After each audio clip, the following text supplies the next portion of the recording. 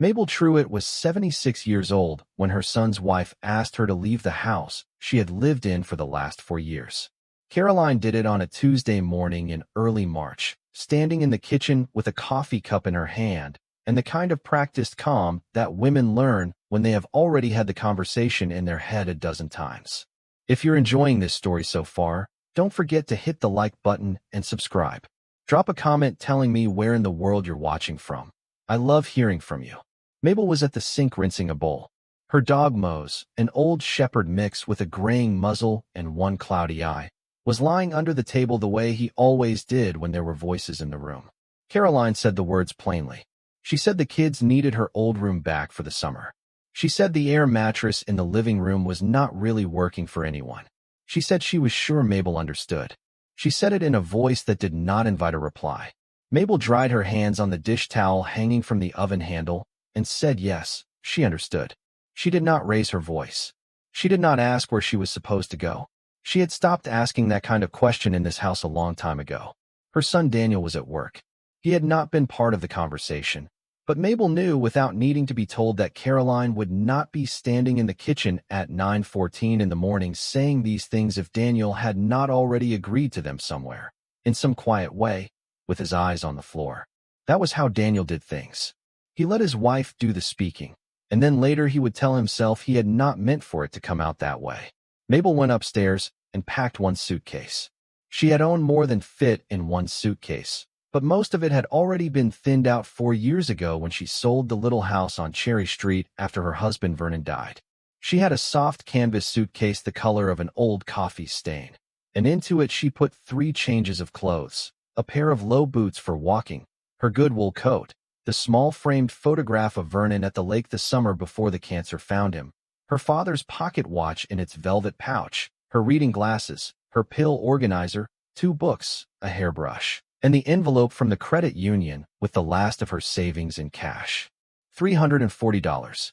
She had stopped putting money in the bank when she stopped earning it, and the cash in the envelope was what was left of a life that had once felt like enough. She zipped the suitcase. She sat on the edge of the guest room bed for a moment with her hands flat on her knees, the way her own mother had sat when she was trying not to cry, and then she stood up and went downstairs and put on her coat. Caroline had moved into the living room and was now folding laundry on the couch. She did not look up when Mabel came down the stairs with the suitcase and Mose at her heel. Mabel stood in the doorway with her coat on and the leather leash already clipped to Mose's collar, and she said she would be out by the afternoon, but she wanted to wait for Daniel to get home so she could say goodbye to him properly. Caroline said that might be hard because Daniel had a late shift tonight. Mabel said she could wait. Caroline said it might be easier on everyone if she did not. There was a pause. Mose shifted his weight beside Mabel's leg and let out the small huff he made when the air in her room changed. Mabel looked at her daughter-in-law, at the careful blonde of her hair and the careful neutrality of her face, and she understood that Caroline had been waiting for years for this morning and had planned every minute of it. The plan did not include a goodbye scene at the kitchen table, so Mabel said all right. She said she would be in touch when she had a forwarding address. She said please tell Daniel that she loved him and that she understood and that she was not angry. Caroline nodded once and said she would. Mabel walked Mose out the front door. She closed it behind her without making any noise, the way she had been closing doors in that house for 4 years, and she stood on the porch for a minute looking at the maple tree in the front yard.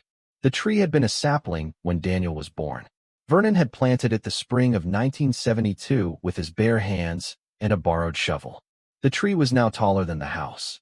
Caroline had been talking last fall about cutting it down because the roots were getting into the septic line. Mabel had not said anything at the time. She had not been asked. She walked down the porch steps. The March air smelled like wet wood and the first hint of mud. The street was quiet at that hour. A school bus was 3 blocks away making its rounds. A neighbor she did not know was hauling a recycling bin to the curb. Mabel reached the sidewalk and stopped and tried to think where she was going to go. The honest answer was that she did not know. She had a cousin in Akron, but they had not spoken in 11 years, and the last time they spoke had not gone well. She had a friend named Geneva from her church days in Cherry Street, but Geneva had moved to a daughter's house in Arizona 2 winters back and was, the last Mabel had heard, struggling with her own troubles. She had Daniel, who would not look her in the eye when she got home tonight. She had Mose. She had $340 and one suitcase and a coat that had seen 14 winters. That was the accounting, and the accounting was not encouraging. She walked to the bus station. It was a mile and a half across town, and her hip began to ache around the half-mile mark, but she kept on. Mose padded along beside her without complaint. He was 13 years old, and his back legs had been giving him trouble for a year, but he had always been a dog who walked where she walked, and he was not going to make her walk alone today of all days. Mabel had bought him at the county shelter in the fall of 2012 for $20 and a promise. He had been a stray then, half-starved, with a piece of barbed wire still wrapped around one paw. Vernon had laughed when she brought him home and said she had a soft spot the size of a barn. She had said yes, she did, and the dog was staying. Vernon had built him a wooden food bowl stand out of cedar that same weekend. Mose still ate from it.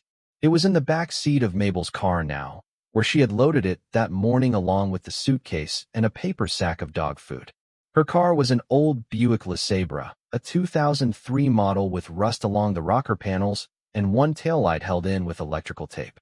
Vernon had bought it used in 2009 because it was the kind of car he understood. He had kept it running through 3 timing belts and a transmission rebuild, and Mabel had not had the heart to part with it after he died because his hands had been on every part of it. She had kept the registration up. She had kept the insurance going on the minimum coverage. She drove it twice a week to the grocery store and to the cemetery, and that was about it. The car was parked on the street in front of Daniel and Caroline's house because Caroline did not like having it in the driveway, where it looked, she had said once, like a junk car. Mabel had walked past it on her way out without unlocking it because she wanted to walk for a while first. She wanted to feel her feet move. She wanted to be a woman going somewhere, even if she did not yet know where, instead of a woman who had just been turned out of her son's house. At the bus station, she sat on a bench for nearly an hour with Mose at her feet and tried to think. The station was small and tired-looking. A single waiting room with a row of orange plastic chairs bolted to the floor and a vending machine that had been out of order since at least the previous Christmas. A young woman in a hooded sweatshirt was sleeping across 2 of the chairs with her bag tucked under her head. An old man at the far end was reading a newspaper that had to be at least 3 days old. Nobody looked at Mabel. Nobody asked her where she was going. The departure board listed buses to Cincinnati and Columbus and Pittsburgh, and none of those names meant anything to her. She got up and walked to the payphone in the corner. The phone still worked. She put in 2 quarters and dialed a number from memory, a number she had not called in almost 20 years, and a number that no longer belonged to anyone she knew. A recorded voice told her the number was disconnected. She hung up. She got her quarters back. She sat down on the bench again and put her hand on Mose's head and let it rest there for a long moment. She was thinking about her grandmother. She had not thought about her grandmother in a long time, not in the careful, deliberate way she was thinking about her now. Her grandmother's name had been Iola Pruitt, and she had been a small, gray-eyed woman who lived on a farm in the hills of southern Ohio. She had raised 4 children there, buried 2 of them, and outlived her husband by 26 years. Mabel had spent every summer of her childhood on that farm from the time she was 6 until the summer she turned 15. She had picked beans in the garden, helped feed the chickens, slept in a high-iron bed in the upstairs bedroom that had once been her mother's. She had eaten biscuits her grandmother made in a black iron skillet, and she had walked the ridge at sunset with her grandmother's old hand in hers. Her grandmother had died in the spring of 1971, when Mabel was 21 years old and newly married to Vernon. The farm had passed to Mabel's mother. Her mother had not wanted it. She had lived in Cleveland by then and had no use for 200 acres of hill ground in a county she had spent her whole adult life trying to leave behind. There had been some talk of selling it. Then there had been more pressing things to talk about. The farm had sat. The taxes had been paid out of her grandmother's small estate for a while, and then her mother had set up an automatic draft from her own account, and the years had gone by, and nobody had gone down there, and nobody had spoken of it. Mabel's mother had died in 1998. Mabel had been the only child. The lawyer who handled the estate had been a tired man in a brown suit who had read off a list of assets one afternoon in his office in Cleveland, and somewhere on that list, between the modest savings account and the contents of a storage unit, he had said the words 207 acres in Adams County, Ohio. He had said the property was free and clear of debt. He had said it had not been worked or visited in decades. He had said he could find a realtor to handle a sale if Mabel wanted. And he had estimated, in the cautious way of a man who knew nothing about rural southern Ohio, that the land might bring perhaps $30,000 or $40,000 at auction. Vernon had been with her that day. They had been 48 years old. They had a son in his 20s and a small house on Cherry Street and a life that fit together. Mabel had said no. She had said she did not want to sell it. She had said her grandmother had been born on that land and had died on that land, and she did not want a stranger to own it. Vernon had not argued. He had taken her hand on the drive home, and he had said all right. He had said they would keep paying the taxes out of the estate money for as long as that lasted, and then they would figure something out. The estate money had run out somewhere around 2006. Vernon had quietly set up a small automatic payment from his own pension check for the property taxes and had not made a fuss about it. He had paid them every year until he died in 2020. Mabel had taken over after that, paying them out of her Social Security. It came to $190-something a year, and she had paid it without thinking about it the same way she paid the water bill. The farm itself she had not thought about in a serious way in 25 years. She did not know if the house was still standing. She did not know if anyone was watching the land. She knew only that it existed somewhere on a county map, and the deed was in a manila envelope at the bottom of a metal lockbox in the trunk of the Buick, where she had moved it 4 years ago when she sold the Cherry Street house. Mabel sat on the bench in the bus station and thought about that farm for a long time. She thought about the high iron bed and the smell of the kitchen and her grandmother's voice saying her name. She thought about Vernon paying the taxes for 20 years without making her feel grateful or guilty for it, the way Vernon had done everything in his life. She thought about the deed in the lockbox in the trunk of the car parked in front of her son's house. She thought about $340 and a 13-year-old dog and a suitcase the color of a coffee stain. She got up off the bench. Mose got up with her, slowly, his back legs working against the cold. Mabel walked out of the bus station and back toward Daniel and Caroline Street. She walked the mile and a half again with her hip aching the same as it had on the way out. She did not knock on the door. She unlocked the Buick, settled Mose into the passenger seat with the wool blanket she kept there for him, loaded her suitcase into the trunk beside the cedar food stand and the lockbox and the gallon jug of water she always kept for the dog, and she sat down behind the wheel. The car started on the second turn of the key the way it always did. She let it warm up for 2 minutes. Then she put it in drive, and she pulled away from the curb without looking at the house. She did not yet know whether the farmhouse was still standing. She did not know whether the road still went back into those hills, or whether 30 years of disuse had let the woods close it off. She did not know whether the well still ran, or whether the roof had fallen in, or whether she would arrive at sundown to find nothing but a stone foundation and a chimney standing alone in a field. She knew only that it was her land, in her name, and that for the first time in a long time she was driving herself somewhere instead of being driven, and that the dog beside her had put his chin on her thigh and was looking up at her with the patient, faithful look he had been giving her for 13 years. She put her right hand on his head. She kept her left hand on the wheel. She got on the interstate going south. Adams County was 4 hours away by the route she remembered, but she had not driven down to that part of the state since she was a girl, and the roads had likely changed. She stopped twice, once for gas in a town she did not know the name of, and once at a rest area, so Mose could stretch his legs and drink some water out of the bowl she had set up on the curb. The afternoon turned gray and then began to slide into evening. The land outside the window changed. The flat farm country of central Ohio gave way to rolling country, and the rolling country gave way to actual hills, the old worn hills of the southern part of the state, where the roads bent in long, slow curves, and the houses stood farther apart from each other. By the time she came off the interstate and onto the Tulane State route that ran south toward the river, it was past 4 in the afternoon, and the light was already beginning to thin. She had eaten a packet of crackers from the gas station. Mose had eaten a handful of his food and gone back to sleep on the seat beside her. Her hip was stiff. Her hands ached on the wheel. She kept driving. She remembered the way better than she had expected to. The state route became a county road, and the county road became a smaller county road, and the smaller county road eventually became a length of patched and pitted asphalt that climbed up out of a creek valley and onto a ridge. The road had a number on it, but no one had ever called it by the number.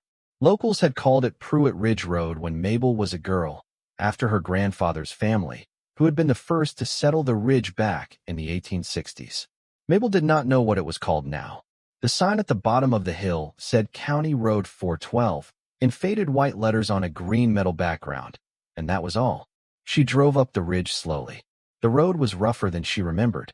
Frost heaves had broken the asphalt in places, and one stretch had been patched with gravel that had since been pushed to the shoulders by years of traffic. What little traffic there was.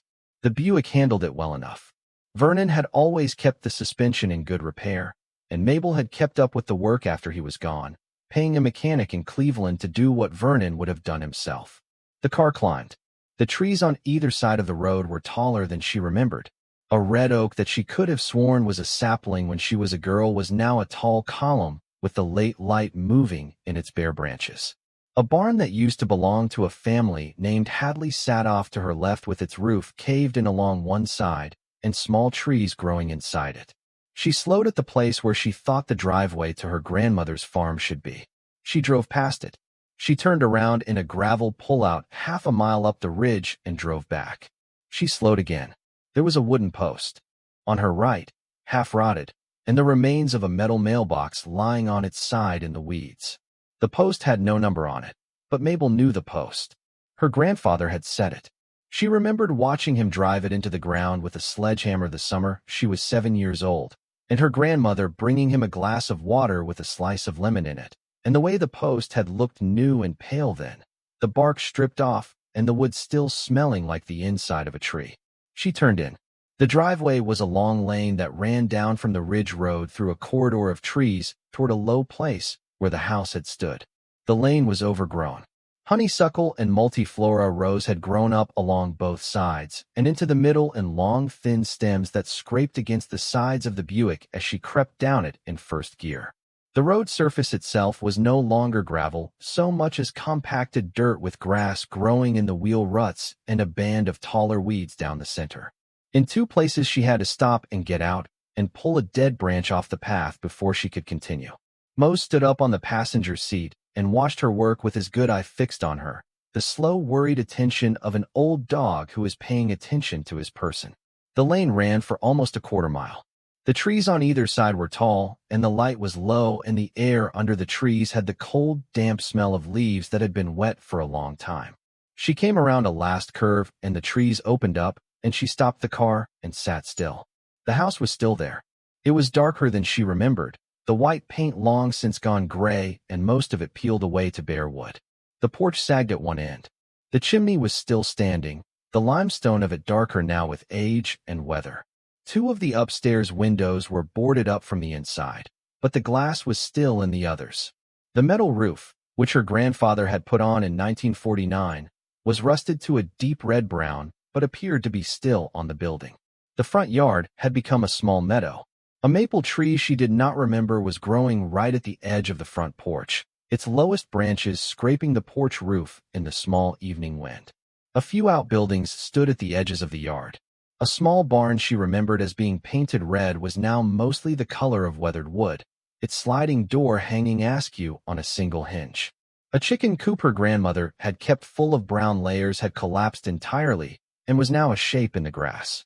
A pump house with a stone foundation stood off to the side of the house, intact. She sat in the car for a long moment without getting out. She put her hand on Mose's head. She did not cry, although there was a fullness in her throat that felt as though it might lead somewhere if she let it. She was thinking that her grandmother had walked up those porch steps every morning of her adult life. She was thinking that her own bare feet had run across that yard 1,000 times in the summers when she was a girl. She was thinking that the last person to live in this house had been Iola Pruitt, who had died in this place in 1971, and that not a single human being had walked into the front door since then. Or so she assumed. She would learn later that this was not quite true. She got out of the car. The driver's door creaked. Mose climbed across to follow her, and she helped him down with one hand under his belly because the running board was a long step for him these days. He stood beside her on the grass and put his nose into the cool ground for a long moment. gathering whatever an old dog gathers from a place he has never been before. Then he stayed at her side as she walked across the meadow toward the porch. The boards of the porch had gone soft in places. She tested each one before she put her weight on it. The third board near the door cracked under her boot, and she stepped to the side.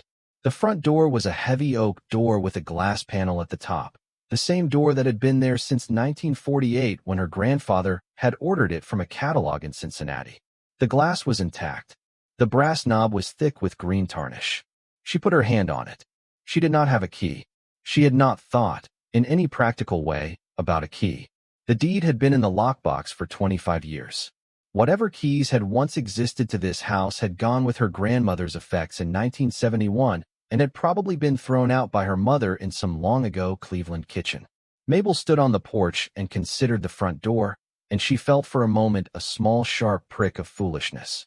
She had driven 4 hours into the hills with $340 and a dog and a suitcase and no key. She tried the knob. It turned. She felt the catch slide back inside the door. She pushed, and the door, after a moment of resistance, gave inward on its long iron hinges. The door had not been locked. Probably it had not been locked since 1971. There had been no one to lock it against. She stepped inside. The smell that came out to meet her was not the smell she had braced herself for. She had braced herself for rot, for mildew, for the heavy animal smell of a house that has been open to wildlife for a generation.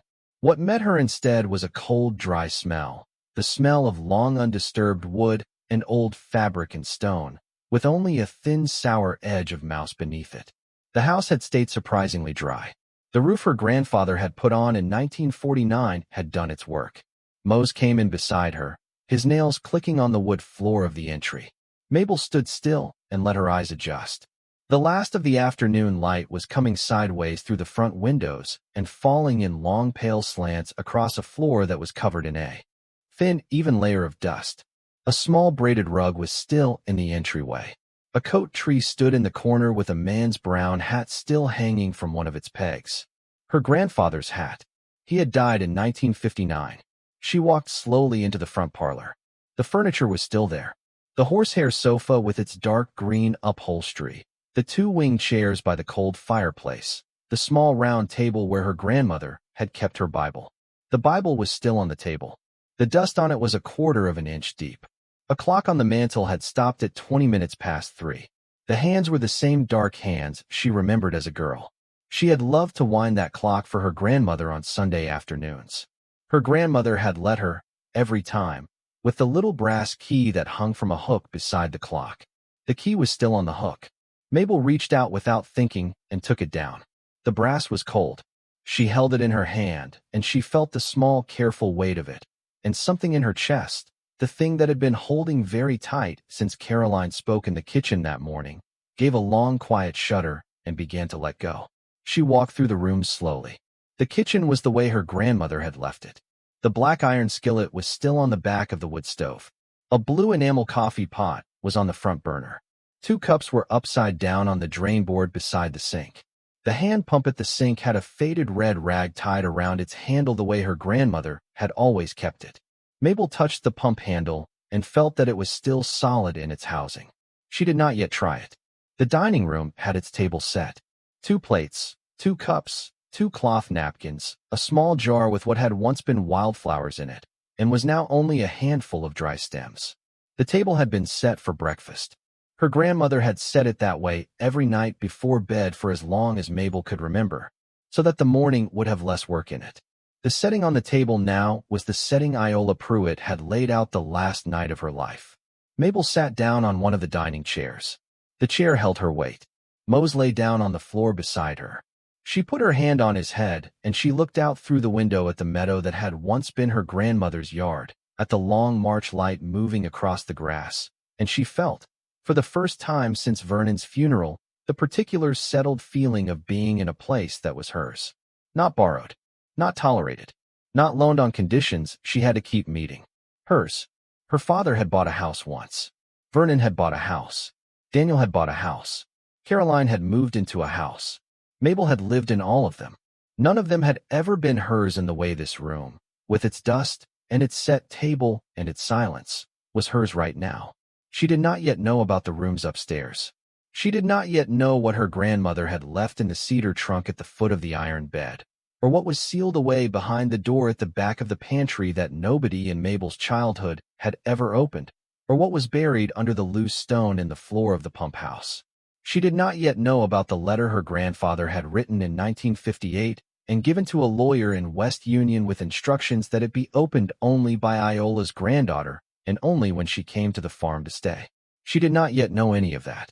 She knew only that she was sitting in her grandmother's dining room with her dog at her feet, and that the door behind her had not been locked, and that somehow, against all the small accumulated arithmetic of a life that had been taken apart piece by piece over the last 4 years, she had arrived somewhere. She sat at the table until the light had gone almost entirely, and the room was the color of old pewter. Then she got up and went out to the car and brought in the suitcase and the cedar food stand and the wool blanket from Mose's seat. She came back with her arms full, and she set the suitcase down in the parlor, and she put the food stand in the kitchen near the cold stove, and she spread the wool blanket on the braided rug in front of the fireplace. She found, in a copper bucket beside the hearth, a careful pile of split kindling and 3 small logs of hickory, just as her grandmother had always kept it.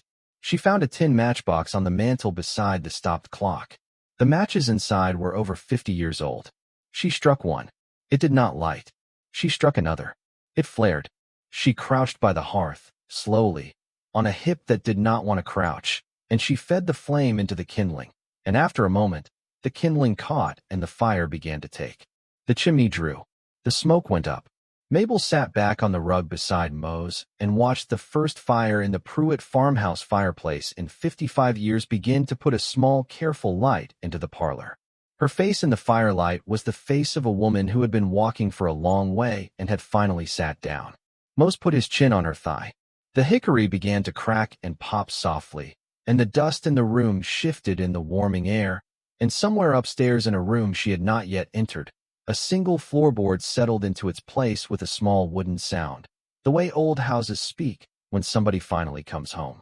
She slept that first night in front of the fire, wrapped in the wool blanket with her wool coat over the top of it, and Mose pressed against her back. She had brought in 2 more logs and banked the fire properly the way Vernon had taught her in the early years of their marriage when they had heated their first apartment with a wood stove. The parlor stayed warm enough. She slept hard. She had not slept that hard in months.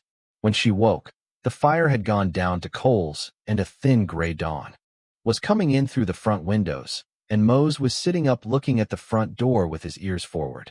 A man was standing on the porch. She knew it without seeing him. She knew it by the way the dog was sitting. Mose did not bark. Mose was an old, gentle dog, but he was attentive, and his attention now was a careful, unhurried thing pointed at the front door. Mabel got up. Her hip complained. She pulled her coat around her shoulders and walked to the front of the house. Through the glass at the top of the door, she could see the back of a man's head and shoulders. He was wearing a heavy canvas coat and a gray cap.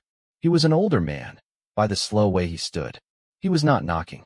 He was looking out at the meadow and the lane, as if he were the one who had been here first and was waiting for an explanation.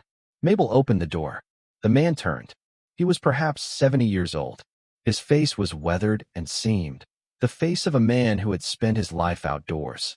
He had pale blue eyes under heavy gray brows. He had a small steel thermos in one hand. When he saw Mabel, he took off his cap.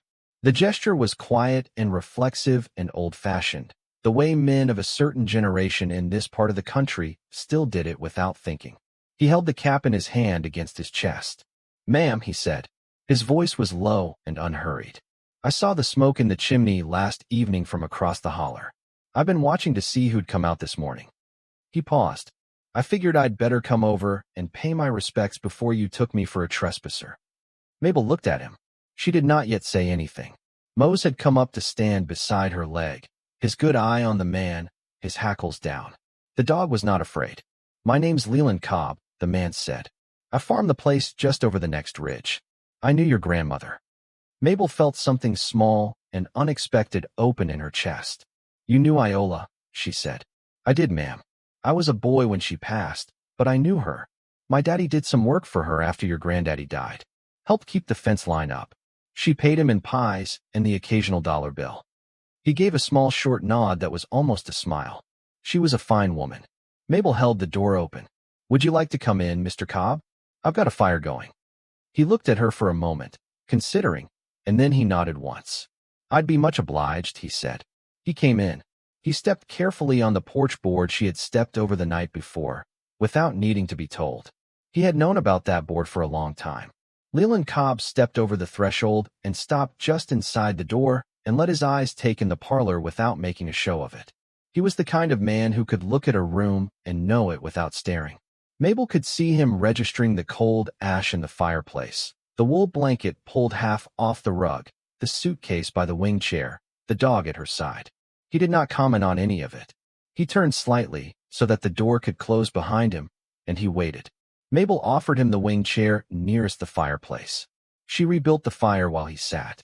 She did it the way Vernon had taught her, splitting a piece of kindling smaller with her fingernails along the grain, laying it crosswise over the hot coal she had uncovered with the poker, blowing once gently across the bed of it until the flame took back up. Leland watched her work. He did not offer to do it for her. That was the first thing Mabel noticed about him that she filed away to remember. He let her be capable in her own house. When the fire was going again, she sat down in the other chair. Leland set his thermos on the small round table between them. "I brought coffee," he said. "I didn't know if you had any made. Most folks who come up here don't think to bring the small things." "I don't have any made," Mabel said. "I'd be grateful for a cup." He unscrewed the thermos. He poured into the lid, which was made to be a cup, and he handed it to her first. He did not have a second cup for himself. He held the thermos in his lap and waited until she had taken a swallow. The coffee was strong and very hot and tasted faintly of cardamom, which surprised her.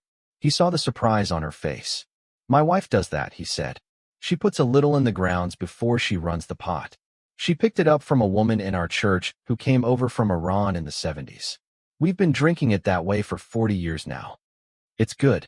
I'll tell her you said so. She'll be pleased."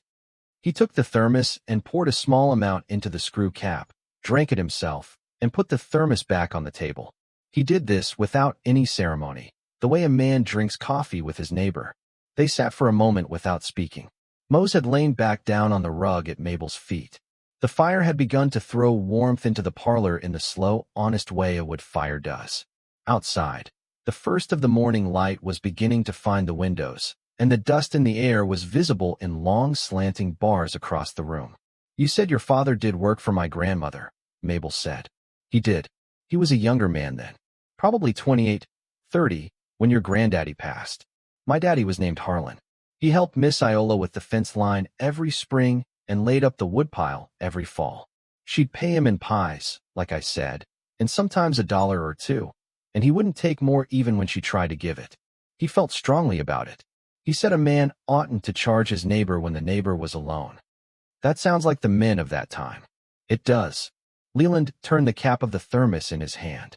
"My daddy told me a few things about your grandmother. I was 12, 13 years old when she passed. He brought me with him sometimes when he came to work, and I'd play in the yard or sit on the porch with her. She gave me a piece of horehound candy every time I came. I remember that." Mabel smiled. She kept a jar of horehound candy in the kitchen pantry, on the second shelf, behind the flour tin. That's where she kept it. She'd reach in there without looking. She always knew exactly where everything in this house was. She did.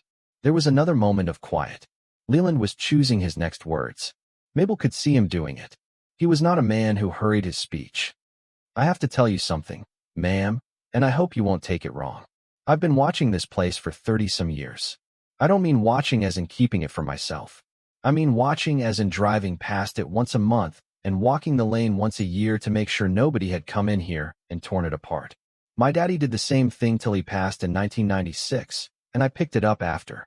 The roof, that metal roof your granddaddy put on in 1949, I put a few screws in it in 2008 when I saw it had started to lift along the south edge.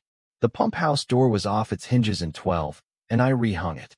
The chicken coop fell in the winter of 15, and I left it where it fell because it wasn't going back up. I never went in the house. The house wasn't mine, and I had no business in it. I just kept the outside from going to pieces." Mabel sat very still. The coffee in the lid was warming her hands. She had not known. She had not known that anyone had ever stood guard over this place. Why? She asked. The word came out quieter than she had meant it. Leland looked at the fire for a long moment before he answered. My daddy made me promise, he said. On his deathbed in the hospital in West Union. He held my hand, and he said, Leland, you watch the Pruitt place. You watch it till somebody comes for it. Don't let nobody steal off it, and don't let it fall down completely. Somebody might come for it one day. He made me say it back to him. I said it back to him. He died the next morning. Leland paused. I asked him once when he was healthy, before the cancer, why he cared so much about that place. He didn't answer me directly. He said Miss Iola had been good to my mother during a hard time. He never told me what the hard time was. My mother died in '78, and I never thought to ask her. I've wondered about it now and again over the years, but I figured if my daddy didn't want to tell me, I didn't need to know. Mabel watched him. She thought about an old farm woman she had known only as grandmother, who had baked biscuits in a black iron skillet and let a granddaughter wind the clock on Sunday afternoons, and who had also, in some other life that ran underneath the visible one, been good enough to a neighbor woman that a man on his deathbed had made his son promise to watch over her empty house for the rest of his life. I owe you a great deal, Mr. Cobb. You don't owe me anything, ma'am. I made a promise and I kept it. That's the whole transaction. He looked at her directly for the first time. His eyes were a faded blue that looked like they had been the color of cornflowers when he was a boy. I'm just glad somebody finally came. She did not have a ready answer for that. She drank some more of the coffee. My name is Mabel Truitt, she said. Iola was my mother's mother. The deed passed to my mother in '71 and then to me when my mother died in '98. I never came down here. I'm not proud of it. My life took its own road, and this place sat. I paid the taxes. My husband Vernon paid them after we were married. I've kept paying them since he died. I know you have. I check at the courthouse every couple of years. I wanted to make sure nobody had let them lapse. I figured if they had, I might try to buy the place myself to honor my daddy's promise, but the taxes were always paid current. So I let it be. You would have bought it. I would have. My boys are grown and gone. I've got more land than I work as it is. But I wasn't going to let the county sell this place to a stranger if I could help it. I owed my daddy that much. Mabel set the coffee cup down on the table. Her hand was steady, which surprised her. She had thought it might not be. Mr. Cobb, I came down here yesterday because I had nowhere else to go.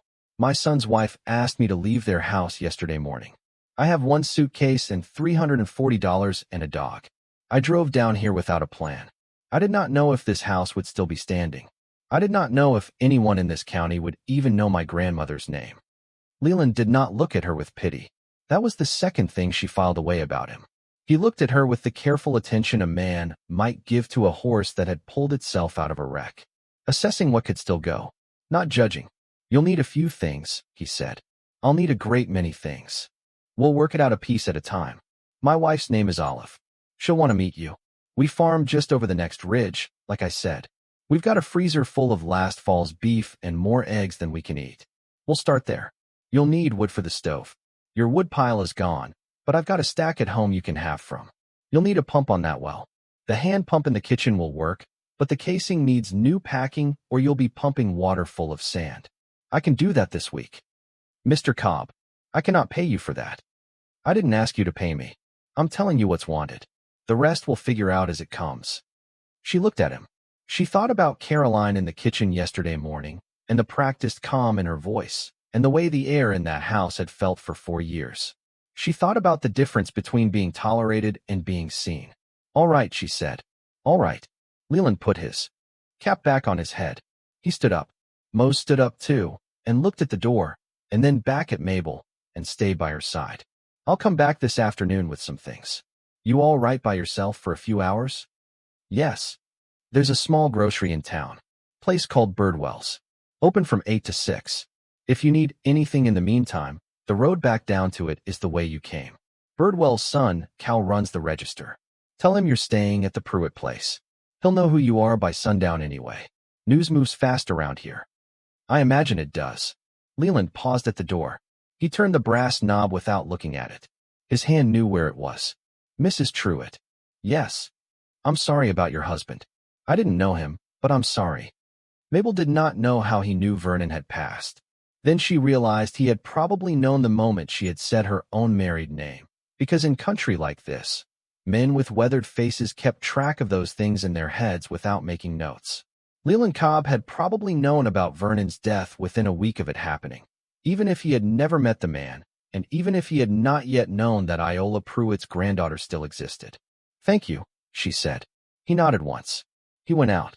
The door closed behind him with the same small, careful sound it had made the night before. Only now, there was someone alive on the other side of it who knew her name. If you're hooked on this story, make sure to subscribe and turn on notifications so you never miss an upload.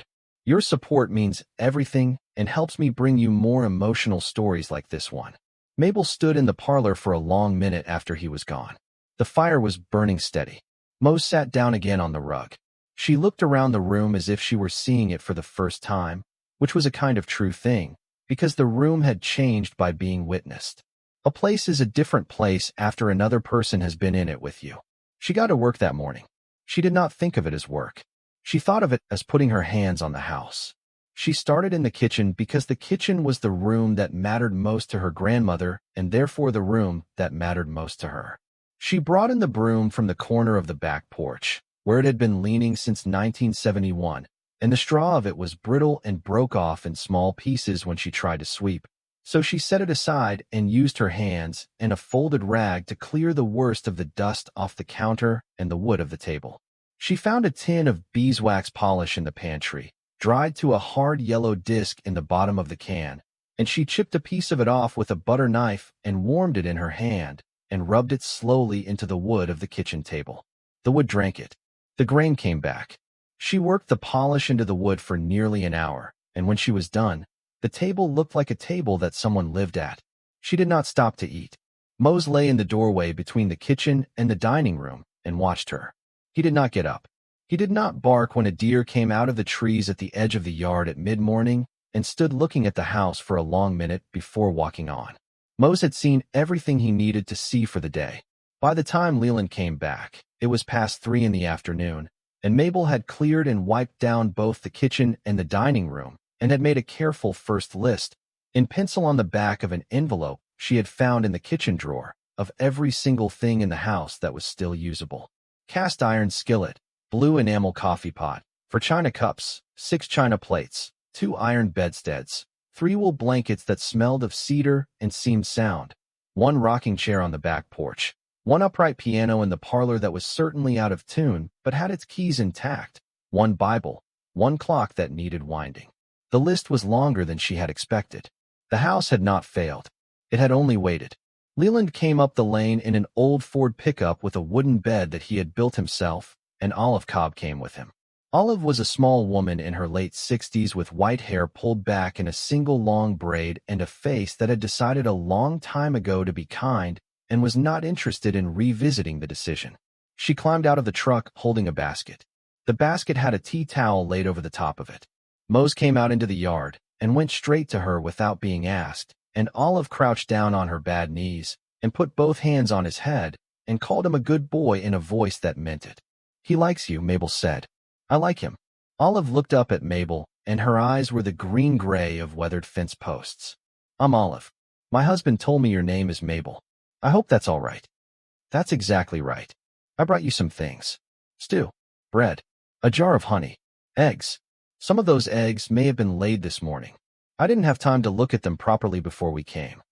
"Thank you, Olive." "You're welcome. We're going to be neighbors now, so you'll have to get used to it." Mabel did not know how to answer that, so she did not answer. Olive came up the porch steps with the basket. Leland was unloading firewood from the bed of the truck and stacking it neatly along the porch where it would stay dry. He had brought enough for a week or more. Olive walked into the house with the same careful attention Leland had shown that morning. She did not stare. She did not exclaim. She set the basket on the kitchen table that Mabel had just finished polishing, and she ran her hand along the edge of it slowly, and she said, "She kept this table just like this. Even when I was a girl, I used to come over with my own mother to bring her sweet corn in August. You knew her too. Everybody on this ridge knew her. There's not many of us left who remember her, but the ones who do, we remember." Olive turned. "I'll tell you something now, and then I won't say more about it unless you ask. Iola was a midwife. Did you know that? Mabel had not known. She delivered most of the babies born on this ridge between 1948 and 1968. There wasn't a doctor closer than West Union, and West Union is 40 minutes in good weather. When a woman went into labor up here, her husband came for Iola. She never charged $1. She never refused a call. She delivered me. She delivered Leland. She delivered our oldest boy in '76, though by then she was gone, so it must have been somebody else who came with her training. I don't know exactly. My memory of that night is not clear, but everybody who grew up on this ridge in those years, we came into the world through her hands. That's something you ought to know about your grandmother. Mabel had to sit down. She sat down at the kitchen table she had just polished, and she put her hands flat on the wood, and she did not speak for a long minute. Olive did not push her. Olive said about unpacking the basket with the practiced competence of a woman who had been bringing food to other women's kitchens for 50 years. She never told me. Mabel said. She wouldn't have. It wasn't the sort of thing she told. She did it because somebody had to. She didn't do it to be praised for it. Olive set out the jar of honey, the loaf of bread wrapped in a clean dish towel, a covered crock of stew that was still warm. I'll tell you something else if you want to hear it. Yes. Leland's mother. Estelle was her name. Estelle Cobb. She had a hard time in '54. Bleeding she couldn't stop after Leland was born. Harlan. That's Leland's daddy. He came up here in the middle of the night in February in a blizzard and pounded on Iola's door. Iola came back with him. She stayed at their house for 11 days. She nursed Estelle through. Estelle lived another 24 years because Iola wouldn't leave that room. That's what Harlan made Leland promise about. That's why we watched this place. Mabel sat with her hands on the table and let that settle. My grandmother never said a word about any of it. No, she wouldn't have. That generation, the ones who'd come up rough in the hills, they didn't make a story out of helping each other. They just helped. The story belonged to the person who had been helped, if anybody was going to tell it. Leland came in then with an armload of firewood for the parlor stove. He set it down in the copper bucket. He glanced at his wife and saw that she had told Mabel something. And he saw that Mabel was sitting at the table the way a person sits when she has just been given a piece of her own life back, and he did not ask. He nodded once at his wife and went back out to the truck. That evening Mabel ate stew at her grandmother's dining room table by the light of an oil lamp she had found on a shelf in the pantry, with a fresh wick Olive had brought her and a small bottle of lamp oil from Birdwell's general store. The lamp gave a steady yellow light that fell across the plate and across Mose's back as he lay against her boot under the table. The stew was the best thing Mabel had eaten in a year. The bread was the best thing she had eaten in 2. She did not cry, but she came close once or twice, and she did not feel ashamed of that. She slept that second night in her grandmother's bed in the upstairs room that had been her mother's bedroom as a girl. The iron bedstead was sound. She had aired the mattress out on the back porch railing in the afternoon sun, and she had remade the bed with the linens she had found in the cedar chest at the foot of it, sheets that smelled faintly of lavender and had been folded with the care of a woman who expected to use them again. The room was cold, but the wool blankets were heavy, and Mose climbed up onto the foot of the bed without being invited, and Mabel did not stop him. She lay in the dark listening to the house. The house spoke softly all night. Beams settling. A small wind in the metal of the roof. Once, very faint, the sound of an owl somewhere out past the meadow. She slept for almost 10 hours. The days that followed had their own quiet shape. Leland came in the mornings on the days the weather allowed, and worked on the small things first, the things that could be done without money. He repacked the well pump, and the water that came up through the kitchen sink ran clean within a day. He nailed back the loose board on the porch and replaced 2 of the boards near the front door with planks he had cut from a fallen tree on his own land. He climbed up onto the metal roof on a Friday morning when the wind was down and walked the whole length of it slowly with a tube of roofing tar in his hand, sealing the small places where age had begun to lift the seams. He never asked Mabel for permission to do any of this. He simply arrived in the morning and went to work on whatever he had decided needed work, and Mabel learned not to interrupt him with thanks. Olive came twice a week with food and conversation. She brought eggs, butter, bread, sometimes a chicken she had killed and cleaned that morning. She brought, on the 4th day, an old electric tea kettle from her own kitchen and an extension cord, and explained that Leland was going to run a temporary line from the pump house up to the kitchen so that Mabel could at least heat water on a hot plate she was bringing the next day. The electric service to the house had been disconnected in 1971, but Leland thought he could get the line into the pump house working again with a few hours of work because that line ran underground and was protected. Mabel went down to Birdwell's general store on her 5th day. She drove the Buick slowly along the lane and out onto Pruitt Ridge Road and down off the ridge into the small valley where the store stood at the corner of 2 county roads. A single building of unpainted board and batten with a metal sign nailed to the front. Cal Birdwell was at the register. He was a man of about 50 with thin sandy hair and an old man's face on a younger man's frame. He had been told by someone, probably by Leland or Olive, that Mabel was Iola Pruitt's granddaughter. When she came through the door, he looked up from the newspaper he was reading and he stood up and he said, "Mrs. Truitt, we've been expecting you to come in." She did not have a great deal to spend. She bought a small bag of flour, a pound of butter, a tin of baking powder, a packet of yeast, a sack of dried beans, 2 cans of tomatoes, a small bag of coffee. She bought a box of long wooden matches and 3 more wicks for the oil lamp. She bought a 50-pound bag of dog food.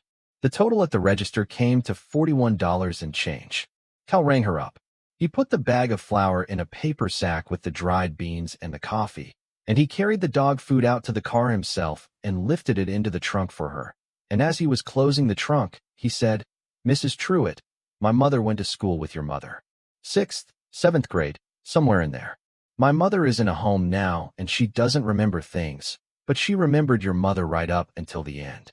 She used to talk about how your mother had the best handwriting in the class. I thought you might like to know." "Yes, thank you. That's very kind of you. It's a piece of news. I don't have many pieces of news for anyone. You can pay me whenever you can. Don't worry about a running tab. We've kept tabs for the families on the ridge for 100 years. We're not going to stop now." Mabel did not argue with him. She had learned in the past 5 days that there was a particular grace to letting people in this place do the things they had decided to do. It was the same grace she had not been allowed in Caroline's house. The grace of being someone to whom things were given freely. In her 2nd week, she began to clean the upstairs in earnest. She did the bedrooms one at a time. She aired out the bedding. She took the rugs out into the yard and beat them with a wooden tennis racket she found in the closet of the small back bedroom. And the racket gave up clouds of dust that hung in the afternoon air like slow weather. She washed the windows on the inside with vinegar and old newspaper from a stack she had found in the woodshed. She found, in the bottom drawer of the bureau in her grandmother's bedroom, a small wooden box of letters tied together with a length of red ribbon. The letters were from her grandfather, written to her grandmother during the late war years when he had been away at a shipyard in Norfolk doing welding work for the Navy. The letters were in his careful, square hand. The ribbon had been retied many times. Mabel did not read the letters that day. She put them carefully on the dresser and decided to read them slowly, one at a time, in the evenings, by the light of the oil lamp, the way her grandmother had probably read them when they arrived. In her 3rd week, she began to take stock of the outbuildings. The small barn had a leaning post on one side, but the structure was sound enough that Leland thought it could be saved with a long brace and some new sill plates. The pump house was the soundest of the buildings, its stone foundation set deep and its roof still tight. The collapsed chicken coop was beyond saving. The woodshed at the back of the house was full of dry oak that had been split sometime in 1970 and stacked by her grandfather 2 years before he died. The oak had aged for 54 years under a tight roof, and was now the kind of firewood a person dreams about. Mabel and Leland brought a few cords of it up to the porch over the course of 2 days, and Mabel did not know how she would have heated the house through the rest of that spring without it. She had been at the farm a month when she came back from the pantry with her arms full of clean rags and noticed for the first time that the back wall of the pantry was not where it should have been. She had been in the pantry a dozen times. She had taken inventory of every shelf, every can, every jar. She had wiped down every surface.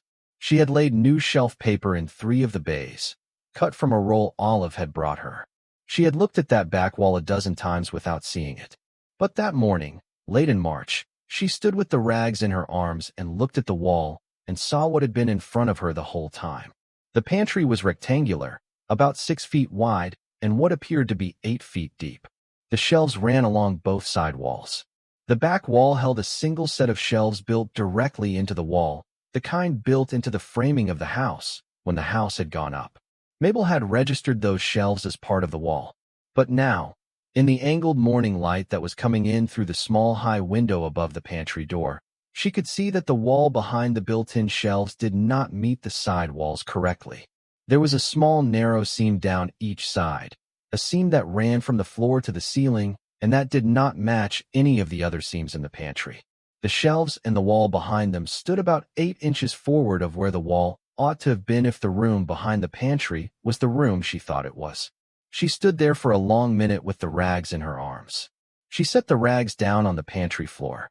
She put her hand on the side of the built-in shelf unit, and she pulled. It did not move. She pushed. It did not move. She bent down and looked at the bottom of the unit where it met the floor. The shelves were not nailed to the floor. They were sitting in a small recessed groove cut into the floorboards. She straightened up and looked at the top of the unit. The top of the shelves did not quite meet the ceiling. There was a half-inch gap. She walked out of the pantry. She crossed the kitchen to the back door and opened it and looked out at the back of the house. The kitchen ran across the back of the house in a long single room, and the pantry took up the southwest corner of that room. The wall on the outside of the house, the actual exterior wall of the kitchen and pantry, was solid clapboard, and there was no door in it. She walked the length of the back of the house slowly, looking at the boards, and she saw, very faintly, the outline of what might once have been a small window in the place where the back wall of the pantry stood inside. The outline had been boarded over from the outside with clapboard that did not quite match the rest. You could see it if you knew to look. You would never see it if you did not. Mabel went back inside. She stood in the pantry and looked at the wall again. There was a space behind that wall. A small space. Maybe 8 inches deep in the width of the pantry. Maybe more. The geometry of the house outside suggested it could be more. The exterior wall of the kitchen was a good 3 feet behind where the pantry's back wall stood. A small room. A small room sealed up behind the pantry, with its outside window boarded over from the exterior, and its inside opening hidden behind a set of built-in shelves so neatly fitted that they had passed for an ordinary wall for 55 years. She did not, at first, know what to do. She did not have the strength in her arms or her back to pry the shelves out of the wall by herself, and she did not want to break anything in this house if she did not have to. She went out to the kitchen and sat at the table. Mose came over and put his head on her knee. She put her hand on his head, and she thought. Leland came up the lane that afternoon at his usual time. He was driving the Ford pickup. Mabel went out to meet him in the yard. She did not even let him climb down out of the truck. "Leland, I need to show you something in the house." He looked at her face. Whatever he saw there made him reach behind the seat for the small canvas bag. He kept his good tools in, and he brought it with him into the house without asking what for. They went into the kitchen. Mabel led him into the pantry. She stood in the middle of the small room with him, and she said, "Look at the back wall." He looked. He took his time. He did the same thing she had done, looking at the seams, at the floor groove, at the gap at the top. He stepped back out of the pantry and walked around to the outside of the house and looked at the exterior clapboard. He came back in. He set the tool bag on the kitchen table. "There's a room back there," he said. "Yes. Whoever sealed it up did good work. I don't know who sealed it up, or when, or why. My grandmother never told me about it. My mother never told me about it. If my grandfather did it, he did it before my mother was old enough to remember. He did it before 1948. The boarded-over window outside is using the old wide clapboard. They stopped milling that width around the war. So this was sealed up sometime in the 30s or 40s, probably, before your granddaddy put the metal roof on. Before he and your grandmother had this place at all, maybe, depending on when they took it over. My grandparents bought the farm in 1929 from a family named Hayward. Then it was either the Haywoods who sealed it, or your granddaddy did it shortly after he moved in. Either way, it's been closed up a long time." Leland opened his tool bag. He took out a small pry bar and a flashlight. He looked at Mabel. "You want me to open it?" "Yes." "You sure? Once we pry these shelves out, we'll have to know what we're doing to put them back nice." "I can do it, but it'll take a little time." "I'm sure." He nodded. He went into the pantry. He worked the pry bar in along the seam at the right side of the built-in shelves, slowly, with the care of a man who had spent a lifetime taking old wood apart without splintering it. The shelves resisted at first. Then there was a small wooden complaint, and the unit moved 1/4 of an inch outward. Leland worked the bar down the seam, and the seam opened further. He moved to the other side and worked it from there.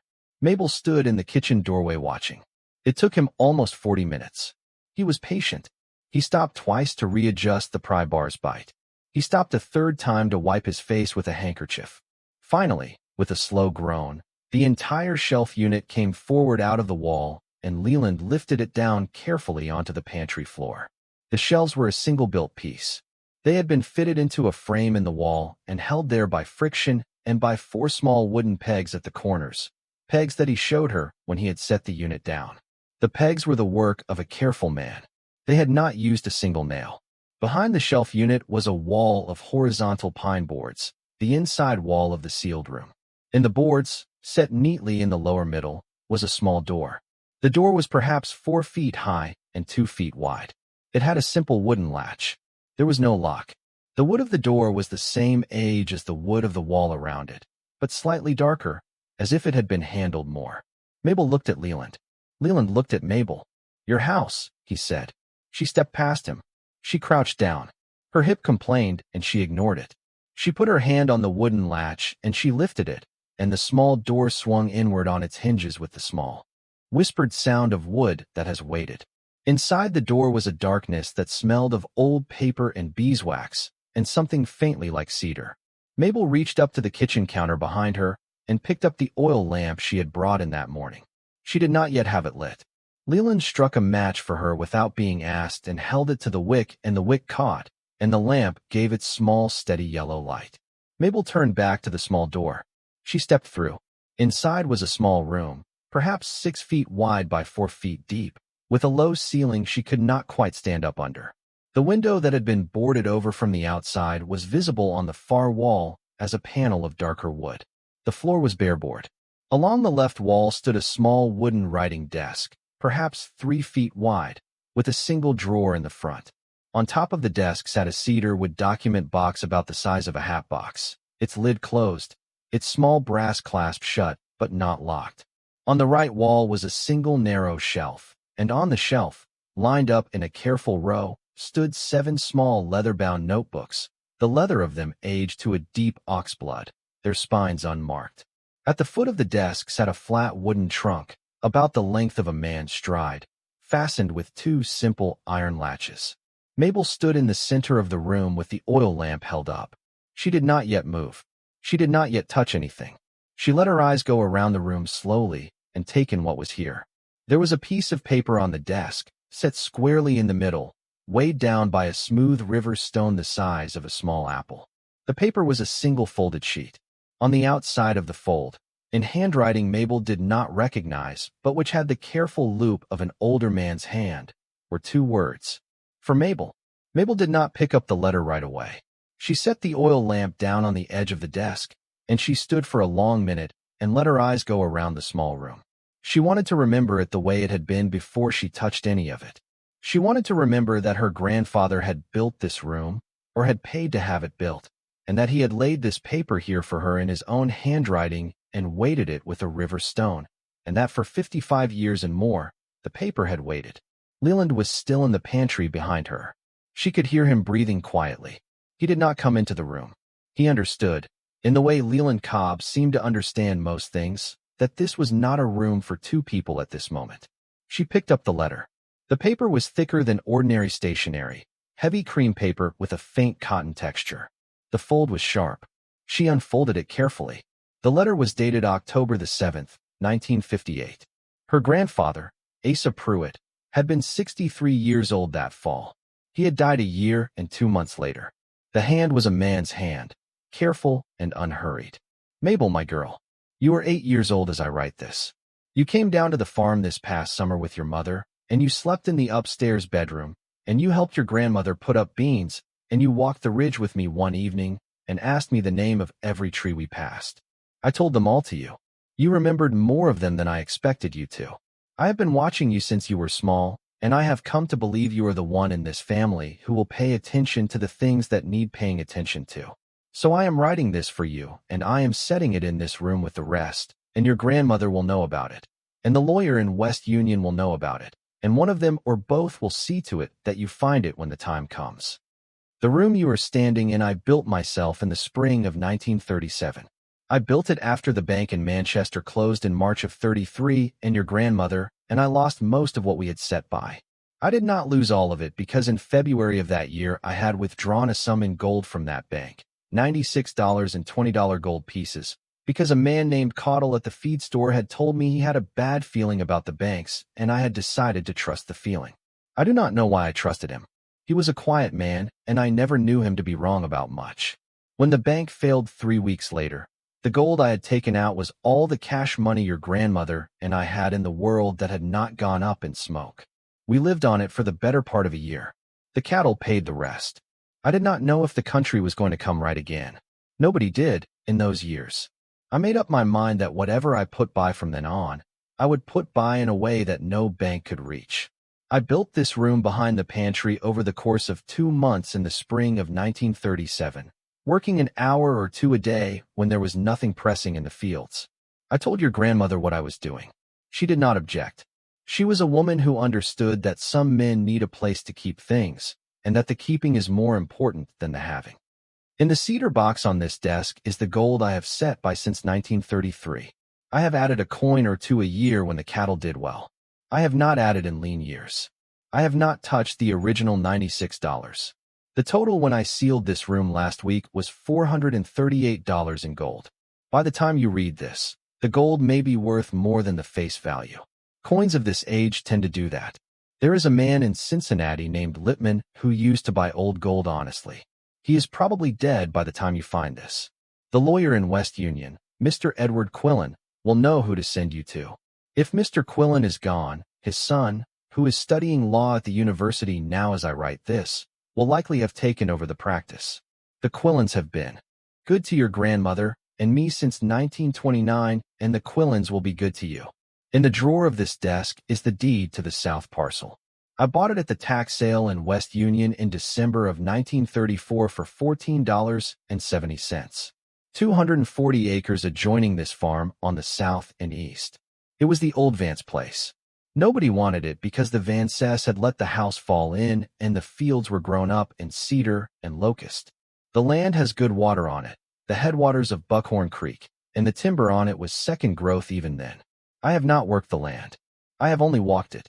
The deed is in the name of a small trust one set up with Mr. Quillen so that the parcel would not be mistaken for part of the home place and would not pass with this house when the time came. The trust holds for the longest living direct descendant of Iola Pruitt. That is you, Mabel. Your mother would not have wanted it. She has never wanted any of this. You are the one who will. In the trunk at the foot of this desk is your grandmother's wedding quilt, which she made by hand in 1923 when we were engaged. There are also her birthing tools. She is a midwife, Mabel. She has not told your mother and she will not tell you while she lives, because she does not want to be known for it in the way that telling makes a thing known. But she has caught nearly 200 babies on this ridge since 1948, and her hands have done more good in this part of the country than any doctor's. The 7 notebooks on the shelf are her records. Names, dates, every birth she has been called to. Some of them are difficult to read because she wrote them in lamplight after long nights and her hand was tired. I have read every one of them with her permission. They are the most important thing in this room. They are more important than the gold and more important than the land. The gold and the land will be useful to you. The notebooks will tell you who she was and who the people of this place are. Do with them what seems right. I have only one more thing to say, Mabel, and then I will set this letter down and seal up this room and put the false wall over the door and try to forget about it the way a man tries to forget about the place he has buried a thing he loved. You are 8 years old as I write this. You have a good steady way about you for a child. You laughed at a joke I made last summer that even your grandmother did not understand, and I have not forgotten that. If life uses you hard, and life often does use a woman hard in ways it does not use a man, I want you to know that there has been a man on this farm who looked at you when you were a child and saw something he wanted to leave a small piece of the world to. That is what this room is. It is a small piece of the world I have set aside for you. Use it well. Do not let anyone talk you out of it. Do not be in a hurry with it. Your grandmother would say the same thing to you in her own way if she were not too proud to write it down. Your loving grandfather, Asa Pruitt. Mabel folded the letter very slowly along its original creases. Her hands were shaking, but the shaking was a quiet kind, the way a wire fence shakes in a thin wind. She placed the letter back on the desk, and she set the river stone back on top of it because she did not yet trust herself to carry it out of the room. She turned and looked at Leland through the small doorway. My grandfather wrote me a letter in 1958, she said. He sealed it in this room for me. I figured he might have. The work in here is his work. Nobody else around here built like that. You knew this room was here. No, ma'am. I did not. But I knew your granddaddy was a man who built things to last, and a man who didn't always tell what he was doing. My daddy used to say Asa Pruitt was the most private man on the ridge. He didn't mean it as criticism. He meant it as fact. Mabel turned back to the room. The cedar document box on the desk had the careful look of something built by the same hands as the small door and the false wall. She lifted the lid. The brass clasp gave easily. Inside, in two neat rows that took up the full inside of the box, were gold coins. They were stacked in low piles, each pile separated by a thin square of waxed paper. The coins were a deep yellow under the lamplight, the yellow of an autumn cottonwood leaf. They were $20 pieces, the kind that had stopped being made in 1933. Mabel did not count them that morning. She would count them later with Leland watching, and the count would come to 22 coins. Her grandfather's letter had said $438 in gold, which was 21 4/5 coins, and the math came out close enough that she understood he had counted to the dollar. She would learn from the lawyer's son in West Union, who was indeed still practicing law in the office his father had run, that those 22 coins, in the condition they were in, would bring somewhere between $60,000 and $70,000 from a reputable buyer in Columbus. She did not yet know that. That morning she only knew that her grandfather had set them by, 1 and 2 at a time, across the second half of his life, against the day a granddaughter might need them. She closed the lid of the box and set it back on the desk where he had set it. She turned to the shelf with the 7 notebooks. She lifted the first one down. The leather was soft from age. The notebook was perhaps 5 inches by 7, with no title on the cover. She opened it. The first entry was dated April 11th, 1948. The handwriting was her grandmother's. Mabel knew it instantly. It was the same hand that had written out recipes for her on small index cards when she was a girl. Delivered Margaret Holcomb of a son. 8 pounds, 2 ounces. Long labor, 18 hours. Margaret tore. I stitched. Her. Boy strong. Named him Hollis after his daddy's father. Came home at 4 in the morning. Asa had the stove going and biscuits warm. The next entry was 3 days later. A second birth. A girl named Edith, 6 pounds 11 ounces, daughter of a woman named Sari Pennington. Easy delivery. 2 hours from the first call. Mabel read down the page. Then she turned the page. Then she turned the next page. The handwriting changed slightly across the years. The early entries were neat. The later ones, written when her grandmother was older and her hands were tired, were larger and looser. But everyone was clear. Everyone had a name and a weight and a date and a small careful note about the mother and the baby and the conditions of the birth. She closed the notebook. She held it against her chest. She did not cry, but the fullness in her throat had come back, and this time she let it sit there. She lifted the lid of the trunk. The hinges did not complain. Asa Pruitt had built the trunk to last, and the trunk had lasted. Inside, folded in tissue paper that had yellowed to the color of old straw, was a quilt. Mabel lifted the corner of the tissue and saw the pattern, a double wedding ring done in old calico, the colors faded but the work intact. The stitching was tiny and even. Underneath the quilt, wrapped in a square of plain muslin, was a long leather case the size and shape of an old doctor's bag. Mabel did not open it that morning. She did not have to. She knew what was inside. She stepped out of the room slowly.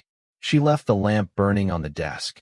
Leland was standing in the kitchen now, his cap in his hands. Well, he said. Well, she said. He did not ask her what she had found. He had heard the long quiet from the doorway, and he had seen her face when she came out, and he understood that what was in that room was hers to carry into the daylight or not, as she chose. She was grateful to him for that. She had been around men in her life who would have asked, She had been around women who would have asked. Leland Cobb did not ask. "I'm going to need to go into West Union tomorrow," she said. "There's a lawyer there I'm to see. His name is Quillen. I know the office. Quillen's been the lawyer on this ridge since before I was born. Old Edward is dead now. His son, Edward Jr., took over in the 80s.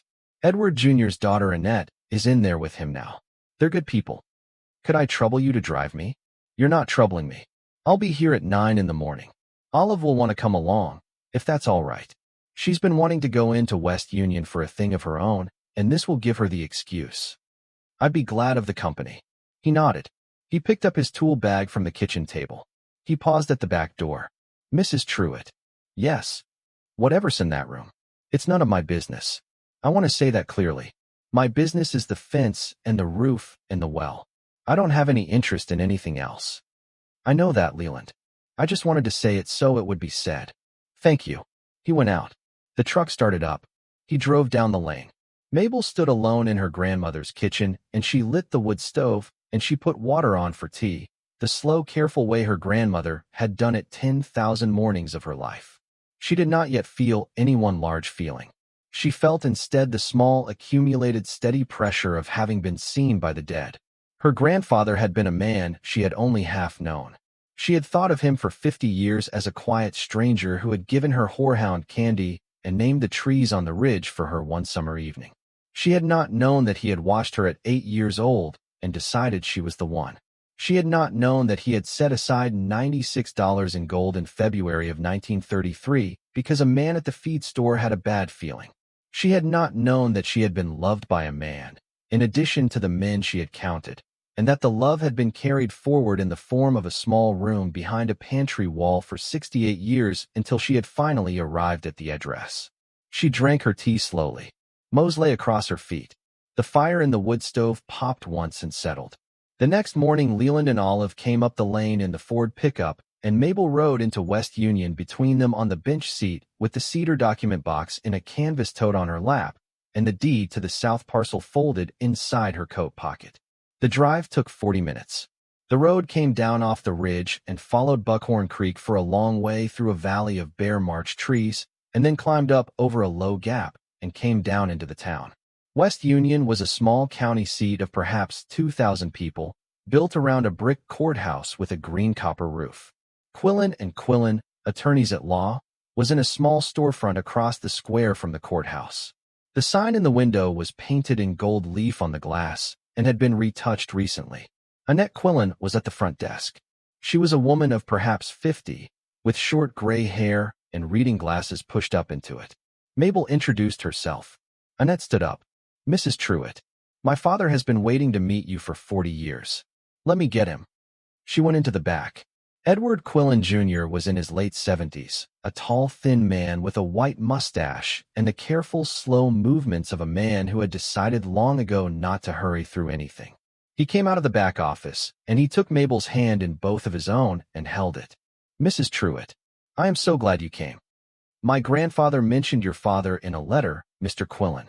He said your father knew about the trust. My father knew everything about your grandfather's affairs. I have his file. I have had it ready since 1986, when my father retired and turned the practice over to me. He told me one day to keep the Pruitt file at the front of the cabinet because Asa Pruitt's granddaughter would come for it one day, and he wanted me to be ready when she did. I have kept it at the front of the cabinet for 39 years. He led her into the back. Olive and Leland waited in the front office. The file Mr. Quillen produced was a manila folder 6 inches thick.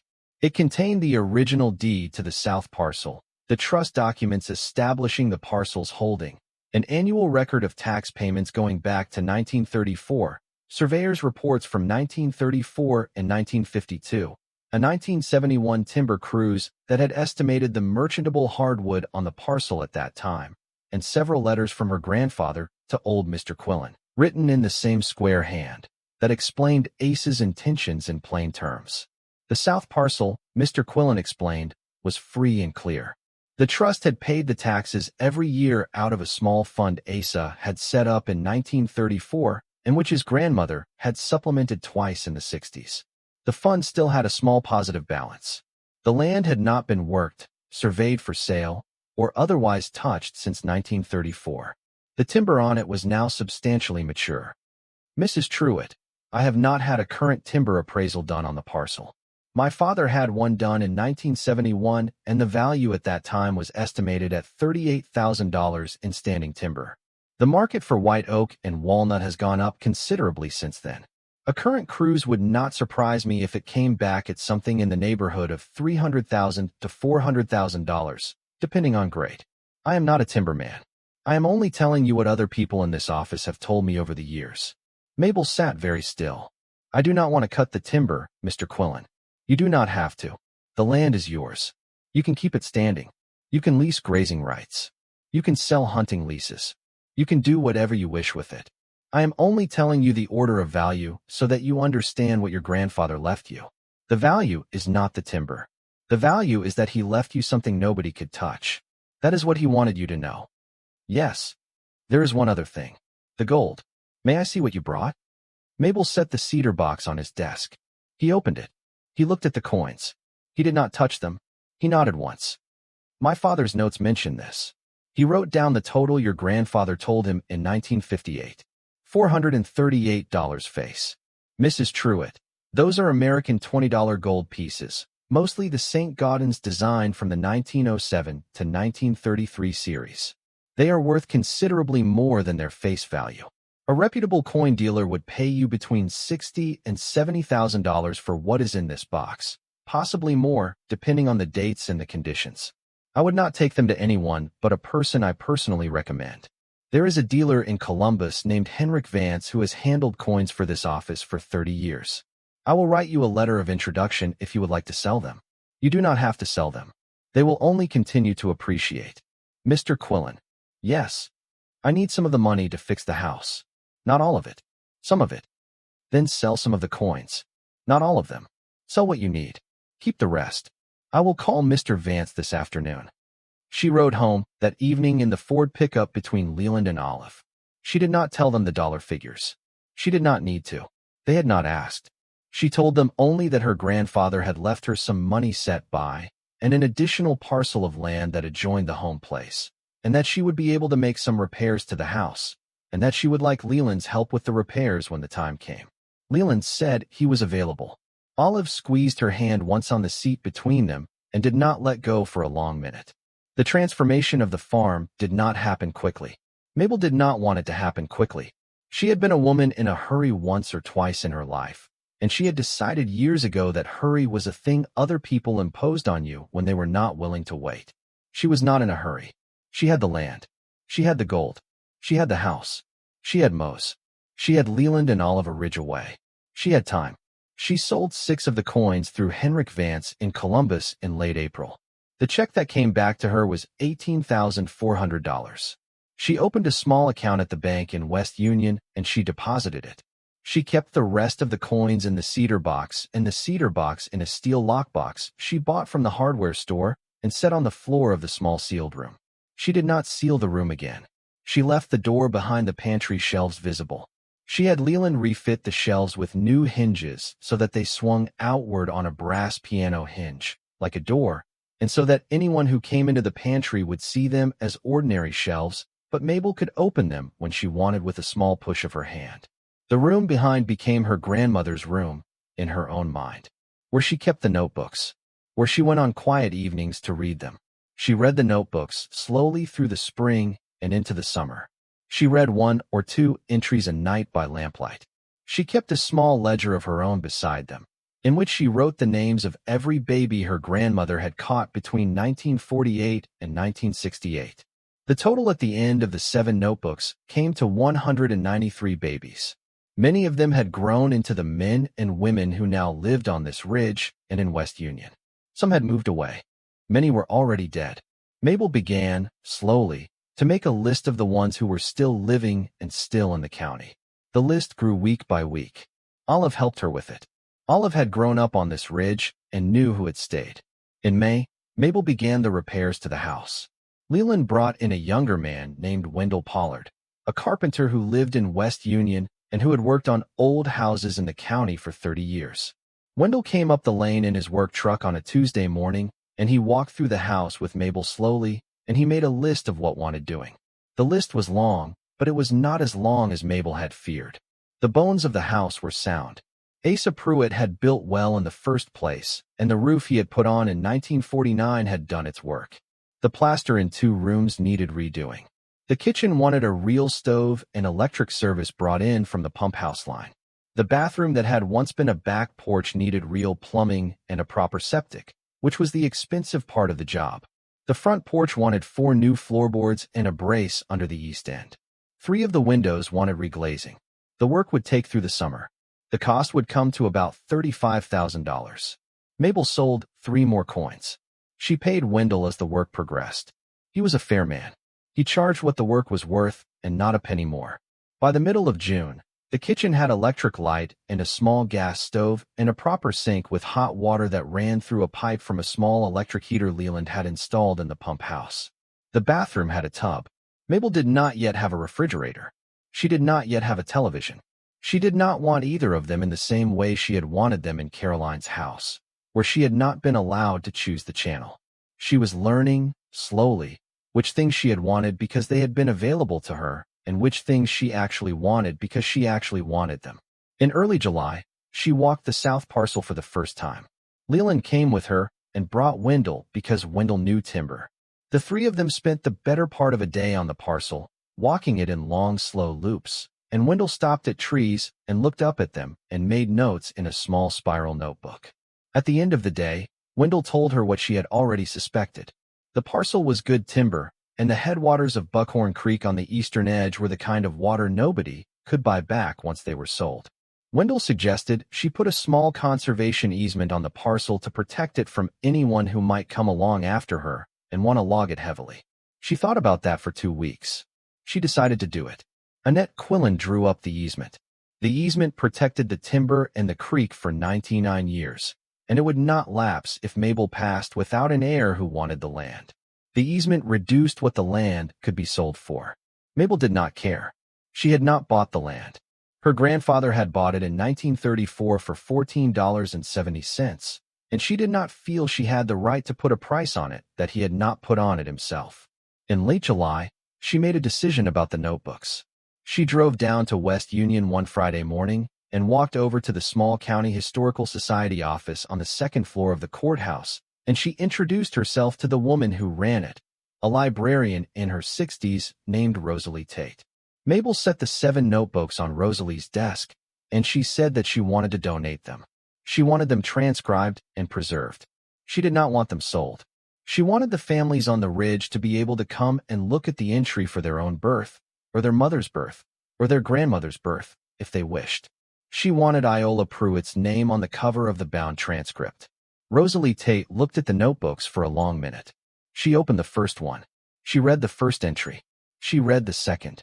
She closed the notebook gently. Mrs. Truitt, I have been the head of this society for 23 years, and nobody has ever brought me anything like this. We are going to do this right. May I ask one of our retired teachers, Hattie Wickline, to do the transcription? She has the best handwriting eyes in the county. Yes. It will take her perhaps a year.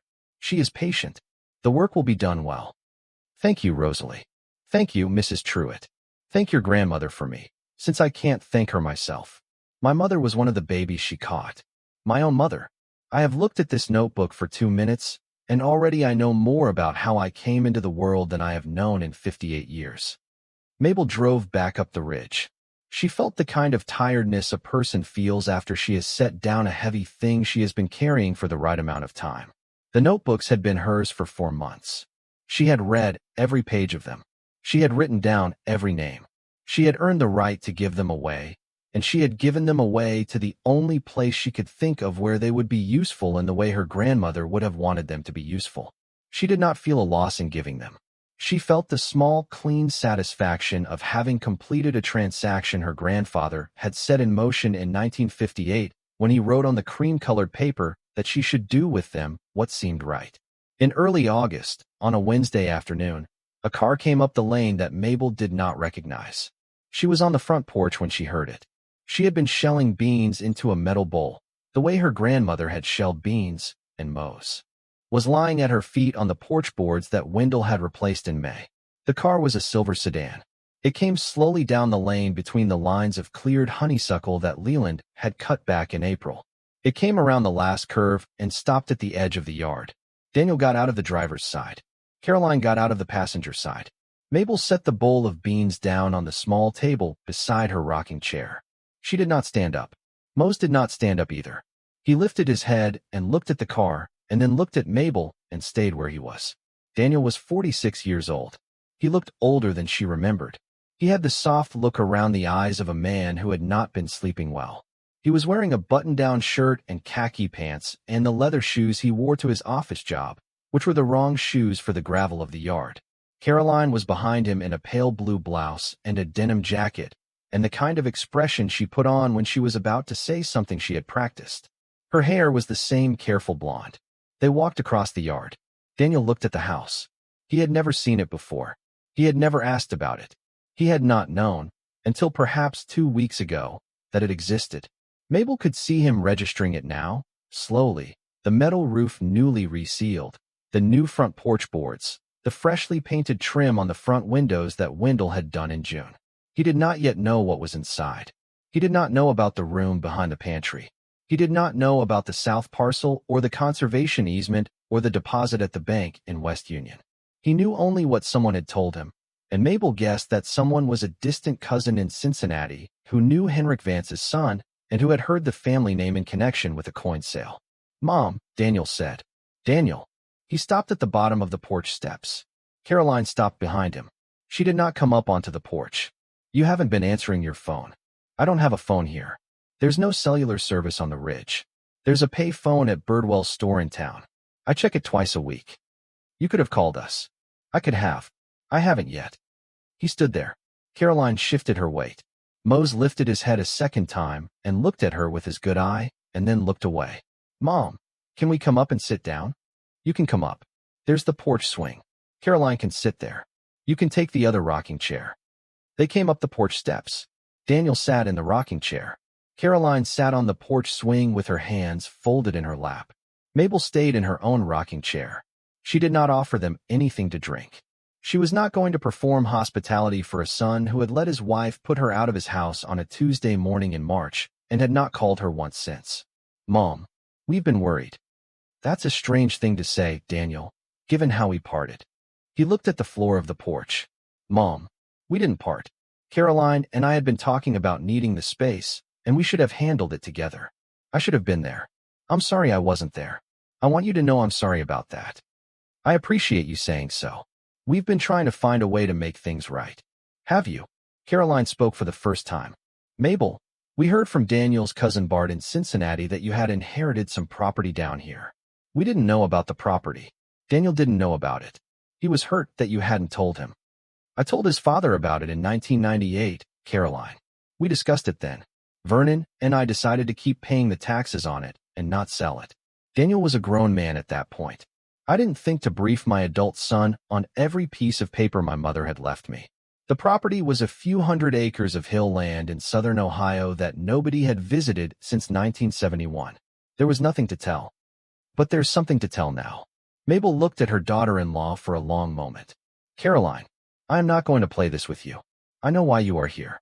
You are here because Bart told Daniel something about coins and Daniel told you about it, and you decided to drive 4 hours to look at the place.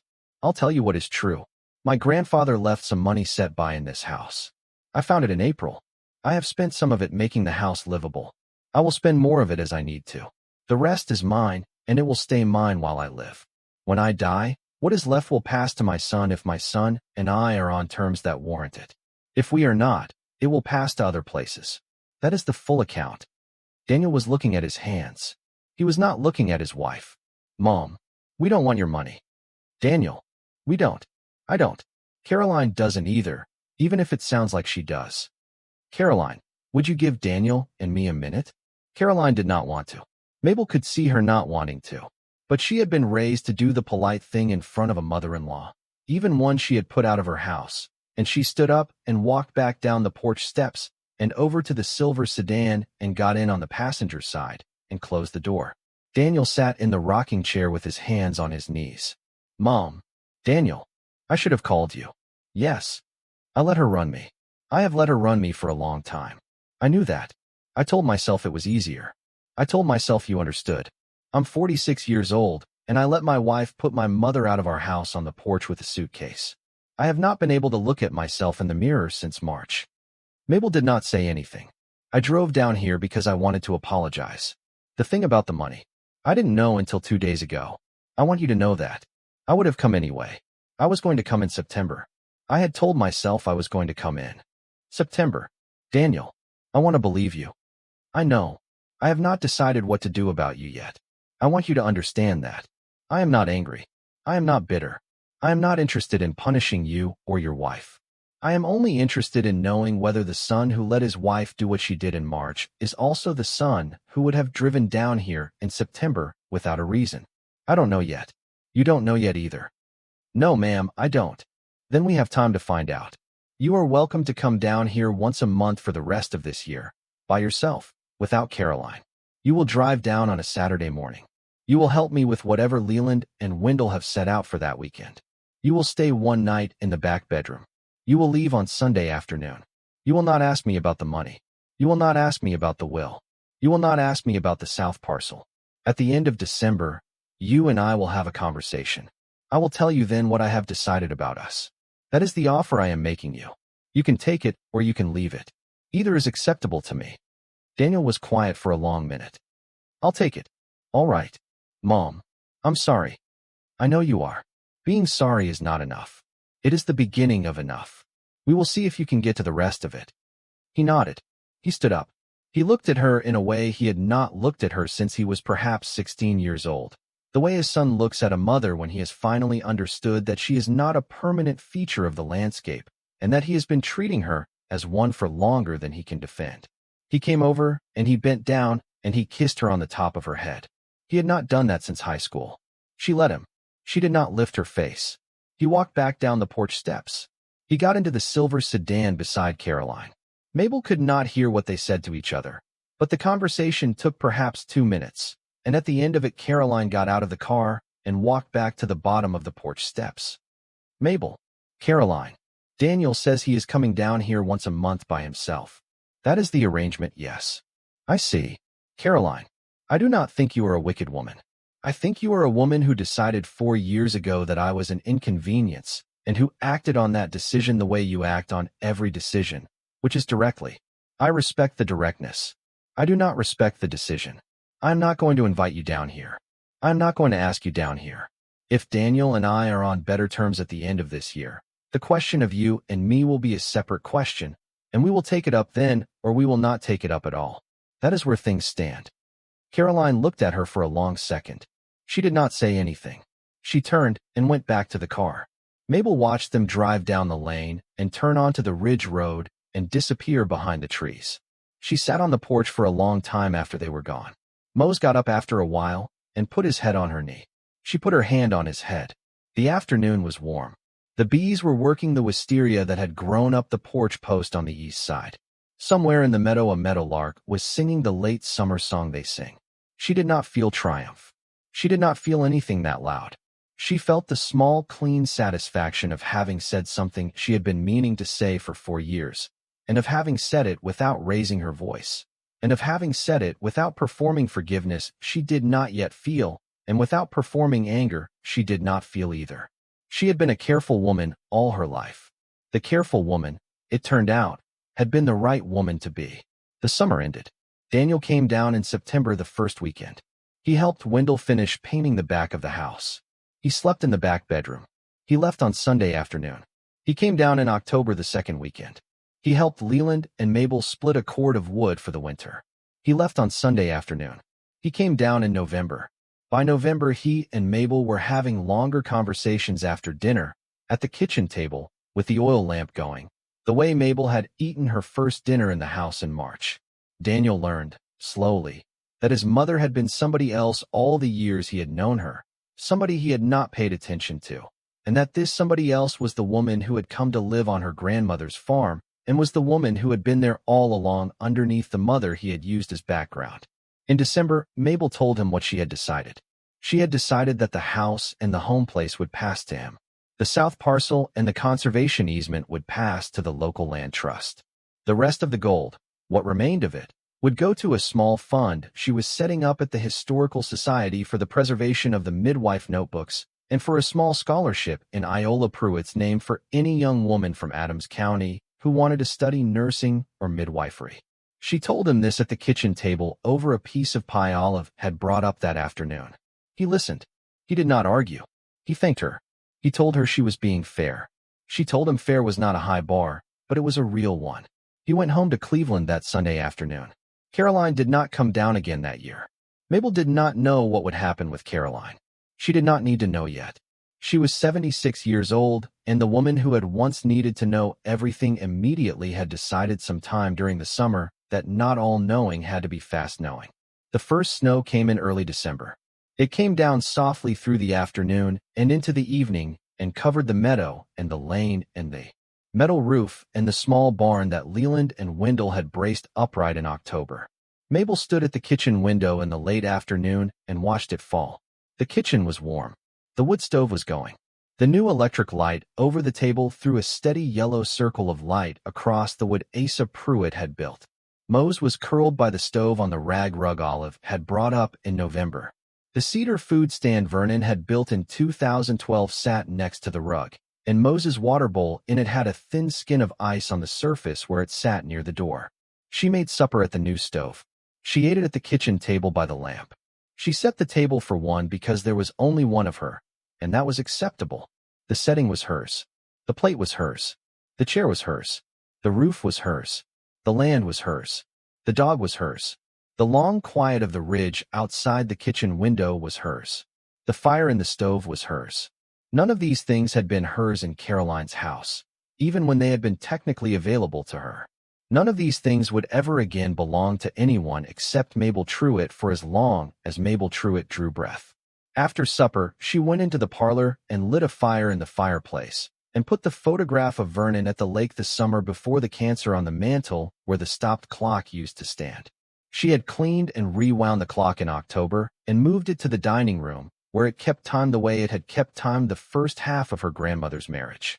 The photograph of Vernon was small and square and showed him in a green shirt, smiling at her from the dock of a rented cabin in 1998, the year before Daniel was married. She sat in the rocking chair by the fire, and she looked at Vernon, and she said to him, quietly, the way a woman talks to her dead husband when no one is listening, I made it. I got somewhere. You would like it here. You would like Leland. You would have liked the way the porch turned out. Mose came over and lay at her feet. The fire burned low. The snow kept falling. The house held the warmth. There was an envelope on the small table beside the rocking chair. The envelope was addressed in pencil in Asa Pruitt's hand. The hand had written for Mabel, and then in smaller letters underneath, on the second time she comes home, and Mabel had found the envelope in the small drawer of the desk in the sealed room in August, under the deed, when she had finally gotten up the nerve to look in the drawer for anything else her grandfather might have left her. She had not opened it. She had decided, in August, that she would not open it until the first snow. She had wanted to give herself something to look forward to. She picked up the envelope. She opened it carefully. Inside was a single sheet of the same cream-colored paper. The letter was short. Mabel, if you have come home a second time, then you have stayed, and I am glad. There is one more thing. In the trunk in the small room, under the leather case with your grandmother's tools, there is a smaller cloth bag tied with a length of brown string. In that bag is your grandmother's wedding ring. She did not wear it after the arthritis took her finger in 1965. She put it in the trunk in 1966. She told me to put it in the trunk in 1966. She told me to leave it for you because she said you would be the one who would come home and stay. She knew you would, Mabel, the same way I did. We talked about it more than once on the porch in the evenings the summer you were 8. We knew you. Wear the ring if it fits you. Pass it on if it does not. Your loving grandfather, Asa. Mabel sat by the fire and read the letter twice. She got up. She put on her wool coat. She walked through the kitchen and into the pantry and pushed the shelves on their brass hinges and stepped through the small door and into the small room. The room was cold. She lit the oil lamp she kept there. She knelt at the trunk. She lifted the leather case. Under it, in the corner of the trunk, was a small cloth bag the color of old butter, tied with brown string. She untied the string. Inside was a thin gold ring. The band was worn flat at the bottom from 60 years of her grandmother's hand resting against the handle of a black iron skillet and a wooden spoon and the hand of a small girl walking the ridge at sunset. She put the ring on the fourth finger of her right hand. It fit. It fit as if it had been waiting. She put the leather case back. She closed the trunk. She blew out the oil lamp. She came back through the small door into the pantry and pulled the shelves quietly closed behind her. She walked into the parlor. She sat back down in the rocking chair beside the fire. Mose put his head on her foot. The snow kept falling. Somewhere out past the meadow, an owl called once, and somewhere else, much farther, a second owl answered. She had been put out of a house on a Tuesday morning in March with $340 and a suitcase the color of an old coffee stain. She had driven south. She had found a farm. She had been seen by the dead and welcomed by the living. She had come home to herself. The world had thought it had taken everything from her. The world had only taken what it could have replaced. The fire burned. The clock in the dining room ticked steady. Mabel Truitt looked into the flame, and she let the long, careful quiet of the ridge settle around her shoulders like the wool blanket her grandmother had set aside for her 68 years ago in a cedar trunk in a small room behind a pantry wall, and she closed her eyes for a moment, and she rested. Winter passed into spring the way it does in southern Ohio, not in any one moment, but in a slow accumulation of small changes. The snow gave back to the meadow by the second week of March. The redbuds along the lane began to put out their small purple knots in April. The wood thrush returned to the trees behind the pump house and began to sing in the early morning in the deep, glassy voice they have. The voice Mabel had not heard since she was a girl and had forgotten she remembered. She stood at the kitchen window the first morning the thrush sang, and she put her hand flat against the glass, and she did not move for a long time. The sound came up through the meadow grass and seemed to settle into the boards of the house the way a heat settles into a stone. Some things, she thought, only return when there is somebody left to hear them. She had been at the farm a year and a month when Rosalie Tate drove up the lane on a Friday afternoon in late April with Hattie Wickline in the passenger seat and a small cardboard box on Hattie's lap. Mabel had been expecting them. Rosalie had called the pay phone at Birdwell's 2 days before to set the time. They came down out of the car slowly. Hattie was 81 years old and walked with a cane carved from a piece of dogwood that her late husband had cut on their own property in 1979. She came up the porch steps one careful step at a time. Mabel met her at the top. "Mrs. Wickline, Mrs. Truitt, I have been waiting to put this in your hands for 9 months. Come in. I have coffee." They sat in the parlor.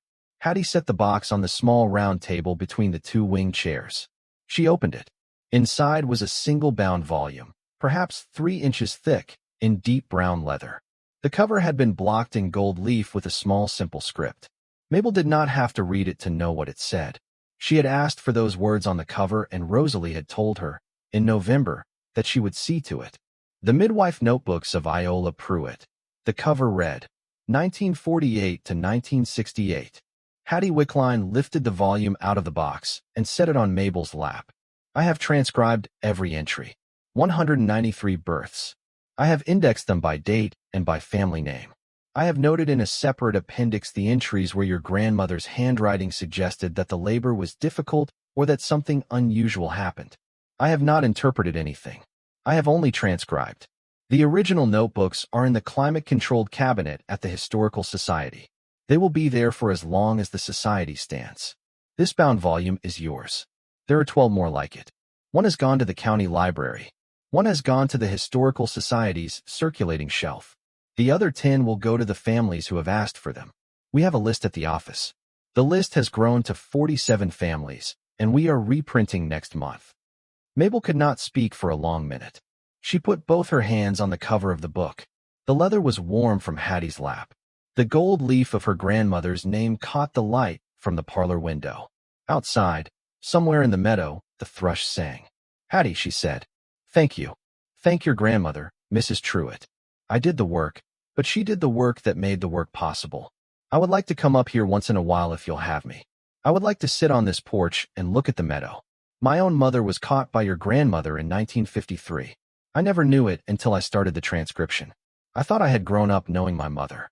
I had not. I knew her name and her face. I had not known the morning she came into the world. I do now. Come whenever you want, Hattie. The porch is here. The coffee will be here. After they left, Mabel set the bound volume on the mantel in the parlor beside the photograph of Vernon.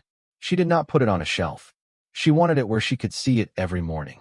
She wanted her grandmother's name in gold leaf to catch the first light of every day she had left. The woman who came up the lane in late May did not call ahead. Mabel was in the side yard on her knees, setting in the tomato starts Olive had brought up the week before, when she heard a car on the gravel. She straightened up slowly on her bad hip and turned to look. The car was a green older model station wagon with West Virginia plates. It stopped at the edge of the yard. A woman of perhaps 75 years old got out of the driver's side. She was small and round and white-haired. She wore a calico dress with a sweater over it and a pair of sturdy walking shoes. She stood beside her car, and she looked at the house for a long minute before she looked at Mabel. "I'm sorry to come up unannounced," she said. "My name is Annalise Holcomb Voorhees. I think your grandmother caught my brother on April the 11th of 1948. I am 76 years old. I was born in 1949. I have driven up from Charleston this morning. I wanted to see the place. I won't trouble you long." Mabel stood up. She brushed the dirt off her knees. She walked across the yard to the woman. She put out her hand. "Mrs. Voorhees, come up to the porch. You don't have to do that for me. It's not for you. It's for me. Come on up." The woman came. Mabel poured 2 glasses of cold water from the pitcher she kept on the small table on the porch in summer. They sat. Mose came over from his spot in the shade of the wisteria and put his head on the woman's knee, which surprised Mabel because Mose was selective. The woman put her hand on his head without thinking about it the way a woman who has known dogs all her life puts her hand on a dog. "Annalise," Mabel said, "I have your brother's entry in the notebook. The first one your grandmother wrote. April 11th, 1948. 8 pounds, 2 ounces. Long labor. Your mother tore. My grandmother stitched her. They named him Hollis after his daddy's father." Annalise Voorhees set her water glass down very carefully on the small porch table. Her hand was shaking. "You have it written down. My grandmother wrote everything down. I have a bound copy of the notebooks. Would you like to see your brother's entry?" "Yes, please." Mabel went inside and brought out the bound volume. She set it on the porch table. She turned to the first page. She set the book in front of the older woman. Annalise leaned forward. She read the entry once. She read it again. She read it a third time. She put her hand flat on the page over her grandmother's words. "My brother Hollis died in 1968 at Key San," she said. "He was 19 years old. He was the first baby your grandmother caught on this ridge. My mother told me that once, in 1972, for years after he was killed, she said, 'Iola Pruitt brought your brother into the world.' She didn't say anything more about it. She wasn't a woman to say more. I have carried that one sentence in me for 54 years. I did not know it had been written down. I did not know there was a record. My brother had a beginning. He has a beginning written down. He has a beginning on a piece of paper that somebody saved." Mabel reached across the table and put her hand on the older woman's wrist. They sat that way for a long minute. The bees in the wisteria worked above them. Mose stayed with his head on Annalise Voorhees's knee. Somewhere down the lane a single crow was talking to another crow further out in the timber. "My grandmother would have wanted you to have a copy of this volume," Mabel said. "Take this one. There are more being printed. I'll get another." "I couldn't." "You could. It's why she wrote them. They were not for her. They were for you and for the others. Take it home, Annalise. Show it to your sister if you still have one. Show it to your brother's wife if she is still living. He has a beginning. They should know." Annalise Voorhees cried then. She cried quietly the way a woman of 76 years old cries when she has been holding a thing for a long time. Mabel did not say anything. She did not need to. She knew, by then, that her job at this table was not to fill the silence. Her job was to be the person who handed the book across. After Annalise Voorhees drove away that afternoon with the bound volume on the passenger seat beside her and the small wave she gave from the lane as she turned onto the ridge road, Mabel sat on the porch for a long time without moving. She thought about Hollis Holcomb, born on this ridge on a long laboring Sunday morning in 1948 and dead in a country he should never have been sent to 20 years later. She thought about the small set of words her grandmother had written in lamplight when she came home at 4 in the morning after stitching his mother up. She thought about Annalise Voorhees driving the 4 hours back to Charleston with a book on her passenger seat that contained a sentence she had been needing for 54 years without knowing the sentence existed. She thought about what her grandfather had written in 1958, that the notebooks were more important than the gold and more important than the land. He had been right. She had not understood it in March of the year before. She understood it now. A year after the first snow, on a clear evening in early December, the farm was full of people. Daniel had driven down with his 2 children, Eli, who was 13, and Sarah, who was 9, both of whom had been making the trip with him every month since May. Eli had taken to the work the way some boys do when they are given real work to do. He was on the porch now with a small can of linseed oil and a rag, working it into the wood of the railing the way Wendell had taught him in October. Sarah was inside with Olive, learning how to roll out biscuit dough on the same kitchen table where Iola Pruitt had rolled out biscuit dough for 43 years. Leland was at the wood stove tending the fire. Annette Quillen had driven up from West Union and was sitting in the dining room with her father, who at 78 had decided that this was the year he would come up the ridge and see the place at last. Hattie Wickline was on the porch swing with Mose's old head on her knee. A young woman named Caitlin Mahaffey, 22 years old, who had been awarded the first Iola Pruitt Scholarship in September and was now in her first semester of the nursing program at the community college in West Union, was sitting on the porch step looking out at the meadow with the still attention of a person who has not yet been told that places like this exist. Caroline had not come. Caroline and Daniel were still working out what they were, and Mabel was not in a hurry about it. Daniel had moved into his own apartment in Cleveland in October. He had not asked Mabel for advice. He had not needed to. Mabel had given him the year, and the year had done the work of telling him the things she would have told him if she had been willing to do the telling herself. She was not willing. She was, at 77 now, finally a woman who let the slow work of time do what hurry could not. She stood at the kitchen window looking out at the yard. The light was going. The first stars were beginning to come up over the ridge. The wood smoke from the parlor fireplace and the kitchen stove rose straight in the still cold air and made a single tall column above the house, the way smoke from a banked fire rises when the wind is down. Mabel could see, through the window, all of them. Eli on the porch, Sarah inside, Olive at the counter, Leland at the stove, Hattie on the swing, Caitlin on the step, Edward and Annette Quillen at the dining table, Daniel walking across the yard from the woodshed with an armload of split oak for the parlor fire. She had been 76 years old on the morning her son's wife had asked her to leave their house. She had owned a suitcase the color of an old coffee stain and a 13-year-old dog and $340 and a wool coat that had seen 14 winters. She had driven south on an interstate without knowing where she was going. She had arrived at a place her grandfather had been waiting to give her for 68 years. She had been seen by the dead. She had been welcomed by the living. She had brought a house back to itself and 193 names back into the daylight, and a young woman she had never met into a nursing program 20 minutes down the road. She had given her son a year of his own life back. She had given her grandchildren a place where they could put their hands to real work and feel the difference between a railing that had been oiled and a railing that had not. She had not done any of it by being loud. She had done all of it by being patient. Mose was getting old. He was 14 now, and his back legs were worse than they had been when she brought him down the ridge a year and 9 months ago. She did not know how much longer she would have him. She knew it would be a question of months and not years.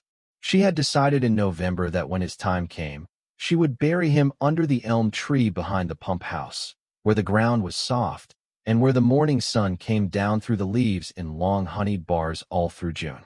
She had decided this, and she had not told anyone. It was a thing she had agreed with herself about. Mose did not need to know either. He would know on the day, the way good dogs know. She turned away from the window. She walked into the parlor. Daniel had come up onto the porch with the load of oak and was stamping the cold off his boots on the porch mat she had laid down in October. He came inside. He put the oak down in the copper bucket beside the fireplace. He straightened up, and he looked at his mother across the room. "Mom, we're about ready to eat. Olive says 10 minutes. All right, Daniel. You all right? I'm all right." He looked at her a second longer. He did not say anything else. He went back into the kitchen to help Olive carry the platters to the dining room. Mabel stood in the parlor by herself for a moment. The fire was going steady. The photograph of Vernon was on the mantel. The bound volume of her grandmother's notebooks was beside it. The clock in the dining room ticked the way it had ticked when her grandmother was alive. The wedding ring on her right hand caught a small bit of firelight as she moved. She did not need any more than this. She had not needed any more than this for a long time. She had only needed to be in a place where what she had was allowed to be enough. She walked into the dining room. The table her grandmother had set every night for 50 years had been set tonight for 10. 10 plates, 10 cups, 10 cloth napkins, 2 jars of fresh wildflowers Sarah had cut from the meadow that afternoon, the bowl of biscuits Olive had taken out of the oven 5 minutes ago, the platter of pot roast Mabel had started in the slow oven at noon. Eli was carrying in the gravy boat. Caitlin Mahaffey was helping Hattie Wickline to a chair at the end of the table where the light from the lamp was good. Leland was opening a bottle of cider he had pressed in October from the apples on his own land. The room smelled of wood smoke and pot roast and beeswax and the warm, dry sweetness of biscuit crust just out of the oven. Mabel sat down at the head of the table. She put her hands flat on the wood.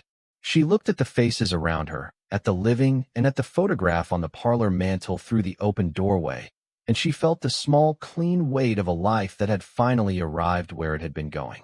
Outside in the meadow, the first owl of the evening called once across the cold, and somewhere much farther up the ridge, in the timber her grandfather had bought at the tax sale in December of 1934 for $14.70, a second owl answered. Thank you so much for watching until the end. If you love this story, check out the other videos on your screen now. I think you'll really enjoy them. And don't forget to subscribe if you haven't already. See you in the next story.